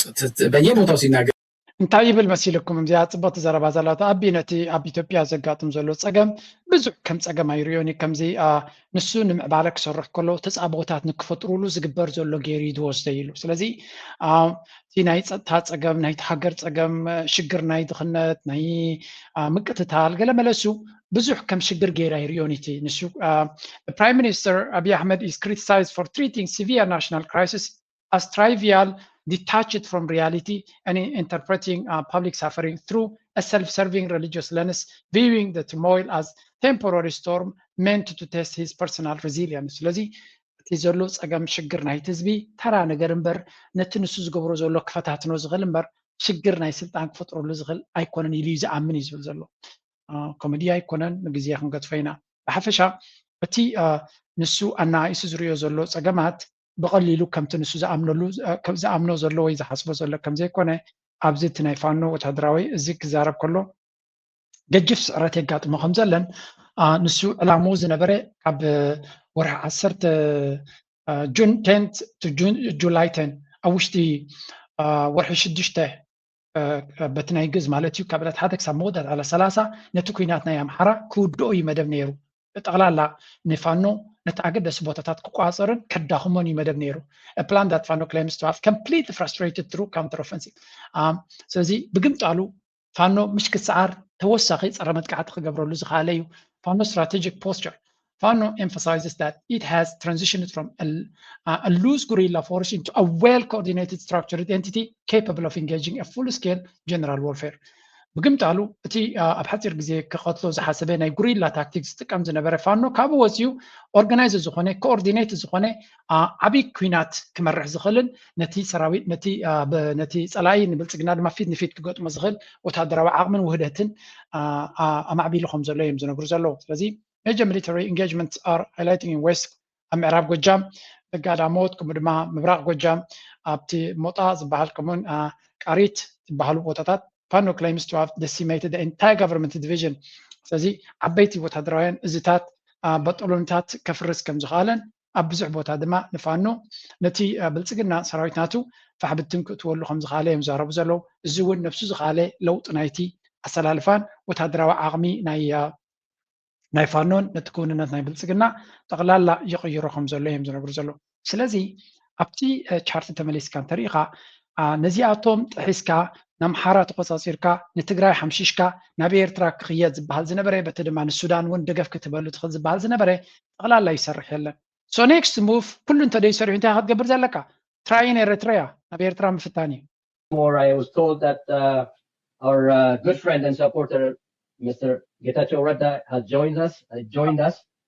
His Excellency is an advisor to Prime Minister and Horn of Africa Affairs, and he's the right person to come in at this critical moment as we speak and the situation regarding Eritrea and Ethiopia. And I welcome you to address the. ከምዚ ትሪእዎ ዘለኹም ናይ EANC ኮንግረስ ዝበሃል እንታይ ማለት እዩ ኣድዩ ትፍለጦ ናይ ኤርትራ ዓፋር ናሽናል ኮንግረስ ተኸውን ወይ ከዓ ናይ ኤርትራ ኣምሓራ ኣደነ እንታይ መኽብለየ ኣደነ ንሳን ገለ ነገር ይኸውን ዝኽእል ግን እቲ ጌታቸው ረዳ ዝበሃል ብዕላማ ድያትዩ ወይ ስቕ ኢሉ ፀዲፍ እያ ኣብቲ ቦታ መፅኡ ዝፈልጦ የብለይን ያይ ኣብ ዙምን ኣብ ካልእ ተኣኻኺብካ ኣብ ኤርትራ ስርዓት ክትቅይር ከመይ ዝብል ፍኽሰት ያነ ግርሚ ዝብለኒ ኢትዮጵያ ኣብ ከመይ ዝበለ ደልሃመት ዘላትሉ ግዜ ምስ ኤርትራ ሰላም ክትገብረሉ ትፍትን መንገዲ እምበር ብከምዚ ዓይነት መንገዲ ንኤርትራ መንግስቲ ክቅይር ኢልና ኣይስልችዎም እንዲ ኸ can't you even try something else I mean شو جزيت زقف زفتن كايو تغلا لو كم زي كل قد مخلط عمد برجينا حمدو دوغلو ديلك حفكه فيلك حمود فيزت افي حجد ما I mean this is ብፍላይ ዓፋር ኢልካ ዝግበር ኣጀንዳ ሲ ማለት ነዊሕ ዓመታት ዝቐፀለ ኣጀንዳ እዩ and it didn't bring nothing ወላ አንተ ያምፀን እጅ ድማ ንዑ ይፍትናለሁ ጌታቸው ረዳ ድማ ክዛረብ ከሎ ስምዑ Assembly, Brother Getachew. Thank you, Brother Ahmed. I have to apologize. I just got back from out of town, and if I sound a bit sleepy, it's because I have been away for a few days on official business, and then I have yet to settle in my place. But thank you once again. ምናልባት ዝደቀስኩ ዝደንዘዘ ድምፂ ኮይኑ ስምዓኩም ተሎ ኣብ መገሻታት ስለ ዝቆነኹ ምስቲ መገሻታት ድማ መስተንካልን ስለ ዝነበረ ቁርብትለይ ተሓንጎለይ ይኹን ኣካላተይ ብትክክል ይሰርሕ የለን ኣይተሓዝብለይ እዩ ዝብሎም ዘሎ ስለዚ ኣብ ከለና ቁርብነቲ ክብሎ ዝሓሰበ ግን ዘሰክፎ ኣብ ምላዕ ኣቢልና ክንነግረኩም ስለ ንደሊ Thank you once again. It's always a pleasure to work with people like yourself, people in the ENC. Well, I personally have the best interest of the people of Afar at heart, and I consider myself part of your family, extended family. And the fact that you are now essentially focusing on question of federalism, equality through self-governance, and democracy through shared governance is something that means a lot to anyone who believes in diversity and who also appreciates the need to address diversity in a manner that promotes unity, enhance fraternity, and of course addresses the issue of self-governance. And if there are any people who are better entitled to self-governance, it must be the people of Afar, whether they are in Djibouti or in Ethiopia or in Eritrea. ንመጀመርያ እንታይ ዝብሎም ዘሎ ንህዝቢ ዓፋር ኣነ ብጣዕሚ ጉዳይኩም ኣዝዩ ቀረባይ ንዓይ ከም ሓደ ሓወኹም ዘይኮነሲ ወዲ ጎደቦኹም ወይ ከዓ ርሕቕ ዝበለ ቤተሰብኩም ጌርኩም ወሰዱኒ እዩ ዝብሎም ዘሎ ስለዚ ናይ ዓፋር ጉዳይ ብጣዕሚ ዝምልከተኒ ብነፍሲ ምሕደራ ናቶም ሓርነት ንክህልዎም ወይ ናቶም ኣውቶኖሚ ንክህልዎም ኣብ ኤርትራ ይኹኑ ኣብ ጅቡቲ ይኹኑ ኣብ ኢትዮጵያ ይሃሉ ብጣዕሚ ዘገድሰኒ እዩ እቲ ጉዳይ እቲ ገለ እዩ ዝብሎም ዘሎ ንህዝቢ ትግራይ ዘይኮነሲ ሕጂ ንካልእ ክኸውን ይድፍትን ዘሎ ንተጋሩ ኣብ ደልሃመት ንክኣትዉ ፋሕብትን ክኣትዎም ተተኻይሉ ድማ በቲ ቀደም ጀኖሳይድ ፈፂሞምላ ኢሎም ፅቡቅ ገይሮም ዝኣምንሉ ብልፅግና ከም ብሓድሽ ተደቂሶም ክነብሩ ወይ እውን ንሱ ድሌት ክገብሮም መድሓኒት ኣይሰድድ ባጀት ኣይሰድድ ገለ ኣይሰድድ እናገብሮም ኩሉ ሓንቲ መዓልቲ ብዛዕባ ጉዳይ ናይ ተጋሩ ዘይተዛረበ ጉዳይ ናይ ዓፋር ኣጢጥዎ ዝዛረብ ዘሎ እዩ ዝመስል 27 ዓመት ኣብ ስልጣን ከለካ ዘይገበርከ ሕጂ እንታይ ክትገብር ኢኻ Unfortunately, the amount of self-governance that the people of Afar enjoy in Eritrea pales in comparison to the kinds of self-governance they enjoy in Ethiopia or to a certain extent in Djibouti. So yeah, it is altogether fitting and proper that you address this issue because without addressing this very critical aspect of ከም ትሪእዎ ዘለኹም ጉዳይ ናይ ዓፋር ናብ ኤርትራ ገፅካ ንምግባር እምበር ዓፋር ኣገዲስዎም ወይ እውን ጉዳይ ናይ ዓፋር ኣጢጥዎም ኣይፈልጥን እዩ ኣብ ዘበኖም ግን ነቲ ዓፋር ተጠቂምካ ዝኾነ ኣጀንዳ ናብ ኤርትራ ገፅካ ክግበር ዝኽእል ናብታ ባሕሪ ድማ እቲ ዓፋር እታ ዝሓሸት እያ ከተብፅሓና ትኽእል ዝብል እምነት ስለ ዘለዎም እዩ ዝኾነ ጌታቸው ዝፈልጥዎ ክምስክርሉ ከለዉ ናካይዳ ናቱ ዝያዳ ንሳቶም ተተዛረበሉ ካባና ንላዕልሶም ስለ ዝቐርቦም ንስማዓዮም እስከ ዝበሃል ጃኬት ይዘውሮ ኣሎ ሪኢኹም ኣለኹም بكل أنفت زخدن متكل على الوتاس لزخون مقلدي مسحق الشرفات كينو سلازي عتم دائم تقرزلو حزب تقراي بخاي ايو فرح ايو حدام ايو دهول ايو سعور ايو ناولو ازي كزرع منفسنا مس مورالنا مس تاريخ سرحينتنا مورالنا خمكخ يسرح له مالتي من وار كم زي قال كاب تقراي كاب اب تقراي مزلو ناي مخته حيلي مس بلصقنا ኣብ ኣዲስ ኣበባ ኮንካ እዩ ዝሕሸ ናብራ ዘሎ ዝብል እናታለሉ የውፅዎ ኣሎ ማለት እዩ እንትመንእሰይ ስለዚ ኣብ መንእሰይና ዝበፅሕ ዘሎ ሓሳረ መከራ ተሓተቲ እዞም ኣካላት እዚኣቶም እዮም ናብ ኣዲስ ኣበባ ዝፀውዑ ዘለዎ ኣካላት እቲ መንእሰይና እንቶም ኣዲስ ኣበባ ዝፀውዕዎ ፀገም ከጋጥሞ ከሎ ንኣቶም ክሳድ ናብ ምሕናቕ ይህወዩ ዘሎ ተው ዘሎ መንእሰይ ኣውፅኦም እዮም ፀዊዖም እዮም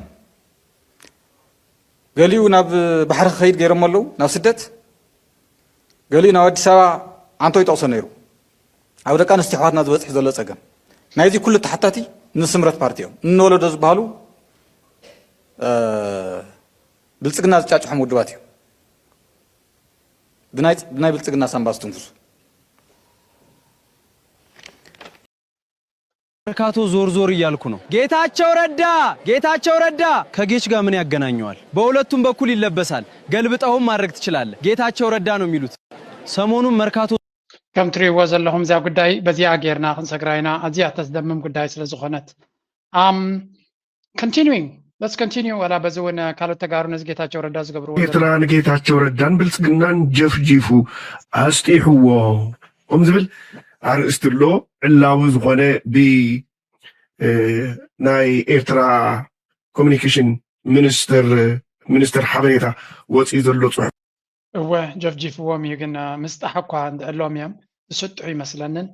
ብዝኾነ this is also the story that continues በብዙሕ መንገዲ ድማ ተፈላለየ ትርጉም ዝወሃቦ ዘሎ ኣርእስቲ ኢና ንርኢ ዘለና ክንቅፅል ኢና ናብ ኤርትራ እስከ ቁርብ ክንሰግር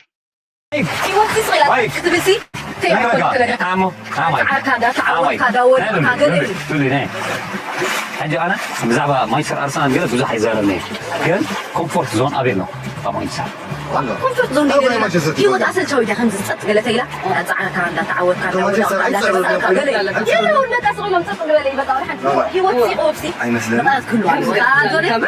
أبي نمركم يوزي هم لا علينا ولا لا كنت فكر يوضع يدبرني يا ما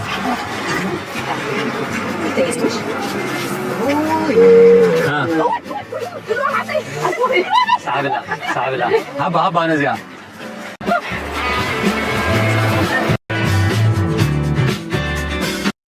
كم تريوا ዘለኹም ጉዳይ ናይ ኣድያማ ብኤርትራ ከላ ዝግበር ዘሎ ስልታት እዩ ደስ ዝብለና ኣነ everybody ኤርትራ ክትከዱ ከለኹም ከምዚ ቪድዮታት ግበሩ and share it on social media always share a positive side of Eritrea ዘየገድስ ኣነ ሽግርን ብድሆን ኣለዋ ሃገር ኣወንታናትና ናብ ሚድያ ገጽና ነውፅእ ምንን ጥራይ ስለ ዘውፃኻ ዝቕየር ነገር የለን ኣወንታን ተውፂኻ ግን ኣወንታዊ ተሓሳስባ ክሰልፀካ ይኽእል ነቲ ንደልዮ ዘለና ድማ ንክንበፅሖ ኣምላኽ ክሕግዘና ይኽእል again a story that touches really my heart እስከ ናብዚኣ ክንከይድ ሓንቲ ደስ በለትን ስቶሪ ጓደኛ ተንቀስ ነበር ክትብል ነገር ኢላትኒ ነበር ተባባይና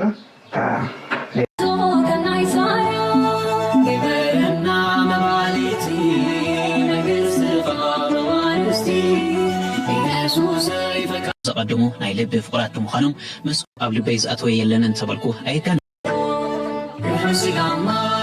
ከም ጋዜጠኛ ከምዞም ፍቁራት ገይሩ ኣብ ልበይ ዝኣተወ የለን እንተበልኩ ኣይካንን ኮን ግዜያዊ ድሌታት ዓለም ኣወንዚፎም ፍቅሪ ዘቀድሙ ናይ ልቢ ፍቁራት ምዃኖም ምስኦም ዘሕለፍክዎ ግዜ መላርክቲ የብሎን